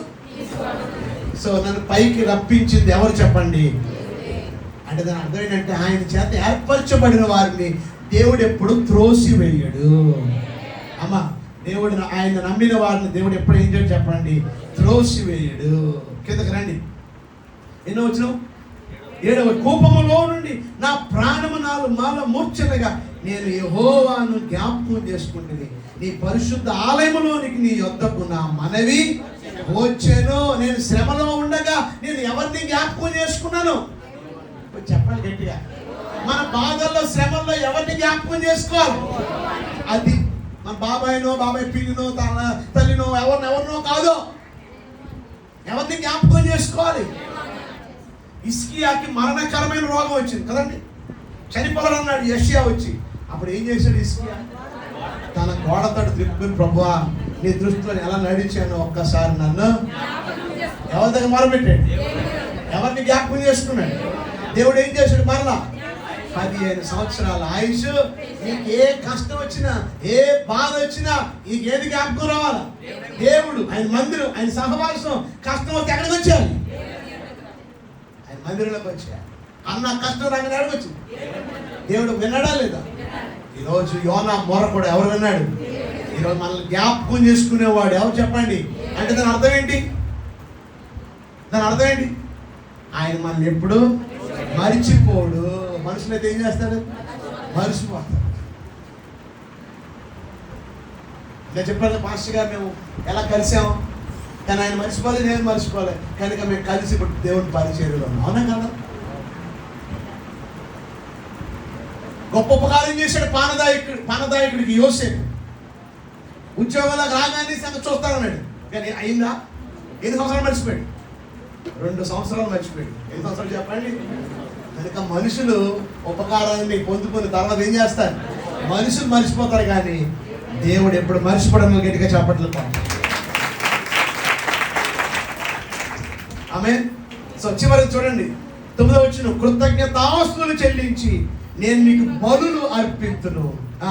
నేను మొక్కుకున్న మొక్కుబళ్ళు చెల్లింపక యెహోవా యుద్ధనే రక్షణ. నేను మొక్కుకున్న మొక్కుబళ్ళు చెల్లింపక. ఎంతమంది ప్రార్థనలో మొక్కుబడితో ప్రార్థన చేస్తున్నారు?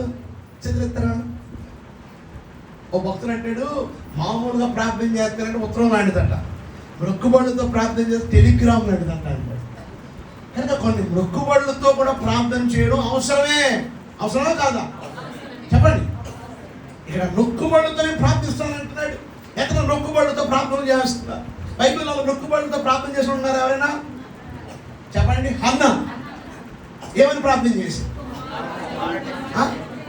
నాకు ఒక మగబిడ్డని ఇస్తే ఈ సేవకే. ఏమంటే పిల్లలు లేని వాళ్ళకి, ఏమంటే పిల్లలు లేరు, గొడ్రాలుగా ఉంది, పిల్లలు లేని వాళ్ళకి ఆడపిల్ల అయితే మగ పిల్లడు అయితే ఏమిటి? నాకు మగ పిల్లడే కావాలని అడిగింది. ఎందుకో మీకు తెలుసా? చెప్పండి. మగ పిల్లడు కట్నం ఎక్కువ వద్దని కాదు, మగ పిల్లడు ఎందుకు అడిగిందంటే ఆమె తన అవసరత కన్నా దేవుడి అవసరతను గుర్తించింది. ఎందుకంటే సేవ చేయడానికి సేవకులు లేడు, ఏది తర్వాత సేవకులు లేడు, ఒఫ్ని ఫినియాస్ భ్రష్టులు అయిపోయారు, సరైన నాయకులుగా లేరు, వారు తిరిగిపోతులుగా, వారు తిండిపోతులుగా, అప్పితులుగా ఉన్నారు. కనుక సేవ చేయడానికి నాయకుడు సరైన లీడర్ లేడు. నాకు మగబిడ్డని ఇస్తే ఆ మగబిడ్డని ఏం చేస్తాను? మొక్కుబడి. దేవుడు ఇచ్చాడే లేదా? ఎంతమందిని ఇచ్చాడు? ఒక్కరిని అడిగితే 5 ఇచ్చాడు దేవుడు. అంటే నువ్వు కూడా మొక్కుబడితో ప్రార్థన చేస్తే దేవుడు తప్పక నిన్ను కూడా. ఆమేన్. యెఫ్తా యుద్ధంలో నేను మొదటగా ఏదెదురు వచ్చినా నేను ఏం చేస్తాను? ఎదురు మేకో గుర్రం వస్తుంది అనుకున్నాడు, కుమారుడు వచ్చింది. కానీ ఆ బిడ్డను ఇవ్వడానికి కూడా ఏం చేయాలి? చెప్పండి. వెండిసాడా? కానీ దేవుడు నరబలి కోరుకోడు కనుక చెప్పండి, ఆ బిడ్డను ఏం చేశాడు చెప్పండి? సేవ కొరకు అంకిత, వివాహం లేకుండా ఆమె దేవుడి కొరకు ప్రతిష్ఠ ఇచ్చాడు. ఆమె కనుక బైబిల్లో మనం గమనిస్తే ప్రసంగి 5:4 నువ్వు మొక్కుబడి చెల్లించేటప్పుడు ఆలస్యము చేయకము. ఏదైనా మొక్కుబడి చేసుకుంటే అది ఎప్పుడు ఏం చేయకూడదు? నువ్వు ఇంకో వాక్యం ద్వితీయోపదేశకాండం 23:23 నువ్వు ఎప్పుడు తడువు చేయకూడదు. నువ్వు తడువు చేస్తే నీ దగ్గర నుంచి ఎలా రాబట్టుకోవాలో కూడా ఆయనకి. ఒకసారి మొక్కుబడి చేసుకుంటే తడువు చేయకూడదు. మా ఊర్లో బిందు మొక్కుబడి చేసుకోండి, ఏది దేవుడికి ఎత్తానండి. మీరు అడగలే ఎన్ని సంవత్సరాలు అయిందని? ఇప్పటికి 25 సంవత్సరాలు అయింది. ఇప్పటికి బిందెవలా. ఇప్పుడు అన్ని సెక్షన్లో ఫ్రిడ్జ్లో వచ్చే మా ఫ్రిడ్జ్ వచ్చింది, కానీ బింది మాత్రం చచ్చిపోతుంది. కనుక నువ్వు మొక్కుబడి చేసుకున్నప్పుడు నువ్వు ఏం చేయకూడదు? తడువు చేయకుండా ఏం చేయాలి? కానీ విలువైన మొక్కుబడి బిడ్డనే ఇచ్చేస్తాను అంతే. చచ్చిపో. ఆమె ఉపవాస ప్రాంతంకి వచ్చింది అన్న, ఆమెకి ఇక్కడంతా క్యాన్సర్ వచ్చి మొత్తం అంతా పుళ్ళు వచ్చేసాయి. డాక్టర్లు 5 లక్షలు అడిగారట. ఆ వంటని అయ్యగారండి మీరు ప్రార్థన చేయండి అయ్యగారు, ఇది ఏ ఆపరేషన్ లేకుండా ఈ పుళ్ళన్నీ తగ్గిపోతే నేను చర్చకు వచ్చి సాక్ష్యం చెప్పుకొని 100 రూపాయలు కానుకిస్తాను అయ్యగారు అంటుంది. ఇటం మళ్ళీ చెప్పాను, మీరు ప్రార్థన చేసి ఒకవేళ తగ్గిపోతే సాక్ష్యం చెప్పి ఎంత ఇస్తారంట? అమ్మ వద్దులే 100 రూపాయలు ఉంచుకోమ్మ తల్లి, మేము మాత్రం ప్రార్థన చేస్తాం. డాక్టర్ కన్నా 5 లక్షలు అవుతుందంట, దేవుడు అన్నది చీప్ అయిపోయింది. సో మనం దేవుడి కొరకు విలువైన మొక్కుబడి. ప్రభువా నీ సేవలో ఉంటాను, నీ పరిచయంలో ఉంటాను, నీ సేవలో ఏది అవసరం ఉందో అందులో నేను కూడా తోడ్పడతాను. విలువైన మొక్కుబడులు దేవుడి కొరకు ఏం చేయాలి చెప్పండి? మన దేవుడు ఇచ్చిన దానికి 4 రెట్లు తిరిగి, మనకి దేవుడు 100 రెట్లు తిరిగి ఒక పంపు తీసుకుని గోడకేసి కొట్టండి, ఏమవుద్ది? దేవుడు ఎప్పుడు మన రుణాన్ని ఉంచుకునే దేవుడు.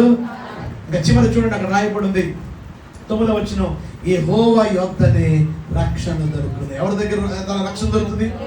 చెప్పండి. ఎవరి దగ్గర రక్షణ? యెహోవా యొద్దనే. చెప్పాలి అందరూ, ఎవరి దగ్గర? యెహోవా యొద్దనే. యెహోవా యొద్దనే. కీర్తన 3:8, యెషయా 43:11, యెషయా గ్రంథం 64:4. యెహోవా యొద్దనే రక్షణ. ఈరోజు చేప కడుపులో బయటకు వచ్చాడా లేదా? దేవుడు రక్షించాడా లేదా? శారీరకంగా కూడా దేవుడు రక్షిస్తాడు. నీ అనారోగ్యాలు ఉన్నా, అలాగే నీ పాప రోగము నుండి కూడా, పాప ఊబిలో ఉన్న నిన్ను కూడా దేవుడు ఏం చేయగలరు చెప్పండి? ఆయన రక్షించగలరు. రక్షకుడు ఆయన, శారీరకంగా, ఆత్మీయంగా. ఆమేన్, ఆమేన్. ఈరోజు మేము సేవ చేస్తున్నాం కదా, కారణం ఏంటో తెలుసా? మా తల్లి గారికి భయంకరమైన యూట్రస్ క్యాన్సర్ వచ్చింది. యూట్రస్ క్యాన్సర్ అంటే ఇక ప్యూరిన్ లేదు, అంతా బ్లడ్డే. భయంకరమైన పరిస్థితి. మా విశాఖపట్నం సొంత గ్రామం, సొంత ఊరు. అక్కడ 7 years అని పెద్ద హాస్పిటల్, అందులో జాయిన్ చేసి డాక్టర్లు చెప్పారు ఇది 4వ స్టేజ్, వారం రోజుల కంటే ఎక్కువ బతుకుతాను. వారం రోజులు ఏమైనా పేరు రాసేసుకోండి, ఇంకా నాకు బతుకుతాను. అప్పటికి ఎన్నో లక్షలు ఖర్చు. మేము ఒకటే మొక్కుబడి చేసుకున్నాం. మేమంతా చదివినా, మీ సేవ చేస్తాం, మీ గురించి అనేక ప్రకటిస్తాం. ఈరోజు నేను వాక్యం మీకు ఎలా చెప్తున్నా మీకు అర్థం అవుతుంది. భారముతో మీతో చెప్తాను, ఏదో క్యాజువల్గా ఫార్మాలిటీగా చెప్పాలి. మేము చేసుకున్న మొక్కుబడి అటువంటి. కానీ లాంగ్ స్టోరీ షార్ట్, వారం రోజులు చనిపోతాను మా తల్లిని దేవుడి భూమి మీద 22 సంవత్సరాలు బతకడానికి దేవుడు ఆలోచిస్తున్నాడు. నేను చేసుకున్న మొక్కుబడి 100-200 కాదు, మా జీవితాల్ని అంకితం చేసుకున్న దేవుడి సేవ. ఆయన యొద్దనే మనకి ఏం దొరుకుతుంది చెప్పండి? రక్షణ దొరుకుతుంది. చివరి వచనం చూడండి. అంతలో యెహోవా మత్స్యమునకు ఆజ్ఞ ఇయ్యగా అది యోన నేల మీద. ఈ 2వ అధ్యాయం మీరు చదివారు కదా ఇప్పటి వరకు. ఎక్కడైనా యోన ప్రభువా నన్ను చేప కడుపులో నుంచి బయటికి తప్పించు, నన్ను ఇందులో నుంచి బయట, ఇందులో వాసం భరించలేకపోతున్నాను, నన్ను బయట అని ఏమైనా ప్రార్థన చేశాడు ఆయన? ఎక్కడ చేసినట్టు అక్కడ. కానీ ఆయనకు ఒకటి తెలుసు, నేను దేవుడు వైపు తిరిగాను, ఆయన నన్ను ఏం చేస్తాడు? నువ్వు ఆయన నీ అవసరం అడగవసరంలా. నీ మనసు మార్చుకుంటే, నీ జీవితాన్ని మార్చుకుంటే, నీ బ్రతుకును మార్చుకుంటే, నువ్వు అడిగిన వాటికన్నా, నువ్వు ఊహించిన వాటికన్నా అత్యధికంగా దేవుడు మనకు అనుగ్రహిస్తాడు. నాకు అది కావాలి, ఇది కావాలి, లిస్ట్ పెట్టుకోవసరంలా. నువ్వు అడగలేని కూడా దేవుడు ఇస్తాడు. కానీ నువ్వేం చేయాలి? యోనాలా ఏం చేయాలా? ఆయన మాట విని ఏం చేయాలా? దేవుని వైపుకి ఏం చేయాలా? తిరగాలి. మొదటి 6 రెసిగ్నేషన్, 2 మర్చిపోయారా? మనం రిపెంటెన్స్ మొదటిదండి, మర్చిపోయారా? 4 6 2 6 చెప్పి రిపెంటెన్స్. మరి ఎవరి వైపు తిరగాల? ఆయన మాట విని. బైబిల్ అంతటా అందరూ మారు మనసు పొందారు. ఈరోజు వాక్యాన్ని వింటున్న మీరు, ఈరోజు మీరు ఏ విధేతున్నానో నాకు తెలియదు. బయటికి మంచివారే కనపడచ్చు, నాకు మీరు మంచివారే కనపడి, నీ లోపల, నీలో ఉన్న అంతరాత్మలో దేవుడికి నీకు అడ్డుగా ఏదో రహస్యమైన పాపం అది నీ భార్యకి తెలియదు, నీ భర్తకి తెలియదు, నీ బిడ్డలకు తెలియదు, ఎవరికి తెలియదు. అది నీకే తెలుసు. నువ్వు ఆయన మాట విని మారు మనసు పొందుతావా? అప్పుడే నీ ప్రార్థన వింటాడు. ఆయన మాట వినకుండా, మారు మనసు పొందకుండా, ఆయన మాట లెక్క చేయకుండా నువ్వు ఎన్ని ప్రార్థనలైనా చేయి, దేవుడు వింటాడు. ముగిస్తున్నాను, ఒక మాట చెప్పి ముగిస్తాను. సరే, రోజు ఒక ఆయన ప్రార్థన చేయడానికి మీలాగే ఇంట్లో ప్రార్థన చేస్తుంటే పిల్లల వల్ల డిస్టర్బ్గా ఉందని అతడు కొండ మీదకి వెళ్ళిపోయి, ఎక్కడికి వెళ్ళిపోయాడు? చాలా ఎత్తైన కొండ మీదకి వెళ్ళిపోయి మధ్యాహ్నం 2 గంటలుగా వెళ్ళిపోయాడు. ప్రార్థన చేసుకుని ఏకాంతంగా వెళ్ళిపోయాడట. అక్కడికి ఒక్కడిగా ప్రార్థన చేయడానికి వెళ్ళిపోయాడట. వెళ్ళి ప్రార్థన చేస్తున్నాడట. ఓ ప్రభువా, ప్రభువా, నాయనా, ప్రభువా, స్తోత్రం అని ప్రార్థన చేస్తున్నాడట. ప్రార్థన చేసి ఆమేన్ అని లోపలికి వెళ్ళా చీకటి అయిపోయింది. అంటే సాయంత్రం 8-9 అయిపోయింది. అంటే ఎంతసేపు ప్రార్థన చేశాడో చూడండి. మధ్యాహ్నం 3 గంటల నుంచి 8 గంటలు. ఆ రోజు అమావాస్య రోజు, అంటే గట్టిగా చీకటిగా ఉంది. వెళ్ళినప్పుడు బాగానే కొండ ఎక్కాడు, ఎందుకంటే వెళ్తురు ఎక్కాడు కదా.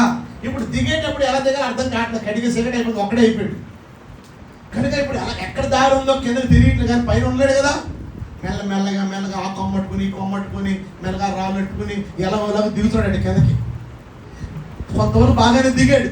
దిగ్గాను రాయి మీద కాలే కదా, అది కొంచెం లూసుగా ఉంది, అంతే జారిపోయాడు. అమాంతంగా పైనుంచి జారిపోతే బాబోయ్ అనుకుంటూ కిందకు వచ్చేటప్పటికల్లా ఒక కొమ్మ దొరికిందండి, చెట్టు కొమ్మ. ఆ చెట్టు కొమ్మనట్టున్నాడంట. ఈ కొమ్మే కానీ దొరకకపోతే ఏమైపోయాడు నేను? ఆ కొమ్మట్టుకుని నువ్వు ఊగుతాడంట. ఎవరు గుర్తొచ్చారు ఆయనకి? దేవుడు గుర్తొచ్చాడు. దేవుడికి ప్రార్థన చేయాలి. ప్రభువా యేసయ్యా, నేను ప్రార్థన చేయడానికి వచ్చాను. ప్రభువా, ప్రభువా నన్ను రక్షించు, ప్రభువా నువ్వే రక్షకుడివి, నన్ను విడిపించిన నాకు సహాయం చేయ ప్రభు అని ప్రార్థన చేస్తాడంట. అప్పుడు దేవుడు మాట్లాడతాడంట, నా బిడ్డ సమూయేలు, నా బిడ్డ సమూయేలు, ఆయన పేరు సమూయేలు. ప్రభా నేనే ప్రభా, చెప్పు ప్రభా, ప్రభా థ్యాంక్ యూ ప్రభా, చెప్పు ప్రభా. దేవుడు అన్నాడంట మెల్లని స్వరంతో, నా బిడ్డ సమూయేలు, నువ్వు పట్టుకున్న కొమ్మని వదిలిపెట్టే. నా బిడ్డ సమూయేలు, నువ్వు పట్టుకున్న కొమ్మని వదిలిపెట్టే. నేను అక్కడంట కొమ్మ పట్టుకుని, ప్రభా నీ స్వరమా దయ్యం స్వరమా? ఏదో దేవుడి గొప్ప కొమ్మ దొరికింది, కొమ్మ వదిలేస్తే ఇప్పుడు ఏమైపోతాను? కింద పడి చచ్చిపోతా. అంటే నీ దగ్గరికి వచ్చిమంటావు ప్రభు, అంత త్వరగా నా వయసు ఇంకా 30 ప్రభు, అప్పుడే నీ దగ్గరికి రమ్మంటావేంటి ప్రభు? ప్రభు నన్ను రక్షించి ప్రభు, నాయన కొంతకాలం బతికేటట్టు సాయం చేయ ప్రభు అన్నాడట. మరలా స్వరం వినపడుతున్నాడు, నా బిడ్డ సమూయేలు, నువ్వు పట్టుకున్న కొమ్మని వదిలిపెట్టే. ప్రభువా మధ్యాహ్నం నుంచి ప్రార్థన చేసినందుకు గొప్ప ఉత్తరం ఇచ్చావు ప్రభు, నీకు వందనాలు ప్రభు అని యేసు ప్రభు ప్రార్థన చేయడం మానేసాడట. అవసరాలు బతుంటాయి కొంతమందికి. ఇప్పుడు ప్రార్థన మార్చాడంట. ఏమని ప్రార్థన చేశాడంటే, ఆ కొమ్మ పట్టుకుని, ఇక దేవుళ్ళు అనే వాళ్ళు ఎవరైనా ఉంటే బాబాయ్ నన్ను రక్షించండి బాబా అన్నాడట. యేసు ప్రభు తెలిసి ఇప్పుడు ఎవరి దగ్గర వెళ్ళిపోయాడు? దేవుళ్ళు ఇంకెవరైనా ఉంటే నన్ను ఏం చేయండి. చూసారా, కొంతమంది అడ్డు ఉంటారు, ఇటు ఉంటారు. యేసు ప్రభు మధ్యలో పెడతారు, ఏ రాయ తగలకుండా ఉంటుందండి, ఏదో రాయి తగ్గుతుంది కదా ఆయన. అటు ఉంటారు, ఇటు ఉంటారు. నీ ఊర్లో తాయిత్తులు ఉన్నాయా? మా విజయవాడలో తాయిత్తులు ఉంటాయి. అంటే ఎక్కడ ప్రార్థన చేయాలి, తాయిత్తు కట్టించుకుంటాం. అటో గంతు ఇటో గంతు అలా ఉండకండి. కనుక ప్రార్థన చేస్తాడు ఏమని, దేవుళ్ళు అనే వాళ్ళకి ఎవరైనా ఉంటే రక్షించండి బాబు అన్నాడట. ఏ స్వరం వినపడట్లేదు, అంతేనా? ఎవరు మాట్లాడ, నువ్వు చెప్పని నొప్పి పెట్టేస్తున్నా. ఆ రాత్రి అంతా ఎలా కొమ్మ పెట్టుకునే తెల్లారి ఎందుకు వచ్చి ఉదయాన్నే కొంతమంది మేకలు, కొంతమంది అటు ఇటు ఏమంటే కొంతమంది ఏమంటే గొర్రెలు పెట్టుకుని మేకలు వెళ్తారు కొండల మీదకి. కనీసం మనుషులేనా నన్ను ఆదుకుంటారని ఇప్పుడు పైకి చూసినాడు. ఇప్పుడు ఎవరు చూశాడు? కింద చూసి బాబోయ్ ఎవరైనా ఉన్నారా రక్షించండి. కానీ ఆ కింద చూసి కొమ్మ వదిలేసి దూకిసాడట. కొమ్మ వదిలేసి దూకిసాడట. మీకు అర్థమైందా? ఏంటి అర్థమైందంటే, వీడు వేలాడుతుంది కదా మధ్యరాత్రి ఆ చీకట్లో, కానీ వీడి చెట్టు కొమ్మకి భూమికి 2 అడుగుల ఎత్తులో వేలాడుతుందంట. ఎన్ని ఎత్తులో? 2 అడుగుల ఎత్తులో, ఇంత ఎత్తులో వేలాడుతుందన్నమాట. రాత్రి మనడు కనపడలే, వీడు ఎక్కడో ఉన్నాడు అనుకుంటున్నాడు. కానీ దేవుడు ఎప్పుడు చెప్పాడు? రాత్రి చెప్పాడు. ఏమన్నాడు? వదిలిపెట్టాడా? వదిలిపెట్టాడా? ఈరోజు మనం ఎన్ని వాక్యాలు విన్నా అది కొమ్మ వదిలిపెట్టినట్టు మనం కూడా పాపాన్ని వదిలిపెట్టాం, ఆ అమ్మాయిని వదిలిపెట్టాం, ఆ సినిమాలు వదిలిపెట్టాం, ఆ పోర్నోగ్రఫీ వదిలిపెట్టాం, ఆ కోపతాపాలు వదిలిపెట్టాం. నువ్వు ఎన్ని చెప్పండి ఆ వస్తువు వదిలిపెట్టాం. మీరు వదిలిపెట్టకపోతే మీరు ఎంత ప్రార్థనకు వచ్చినా ఉపయోగం లేదు. ఇంట్లో పడుకుంటే మంచిది. ఇది ఖచ్చితం. దేవుడి మాట వినాలి. దేవుడు రాత్రి చెప్పాడు వదిలిపెట్టమని. వదిలిపెట్టుంటే ఎంత బాగుండేది. ఈరోజు ప్రార్థనది చేశాడు మధ్యాహ్నం నుంచి, కానీ మాట విన్నాడా? యోనా గ్రంథం 2 అధ్యాయాలు మనం పూర్తి చేసుకుందాం. ఈరోజు దేవుడు వైపు తిరిగితే విడిపించుకొని అడగవసరం లేదు. దేవుడే నిన్ను కాపాడుతాడు, దేవుడే నిన్ను విడిపిస్తాడు. దేవుడి వాక్యాన్ని దీవించును గాక. అందరూ ఒకసారి లేచి నిలబడతారా?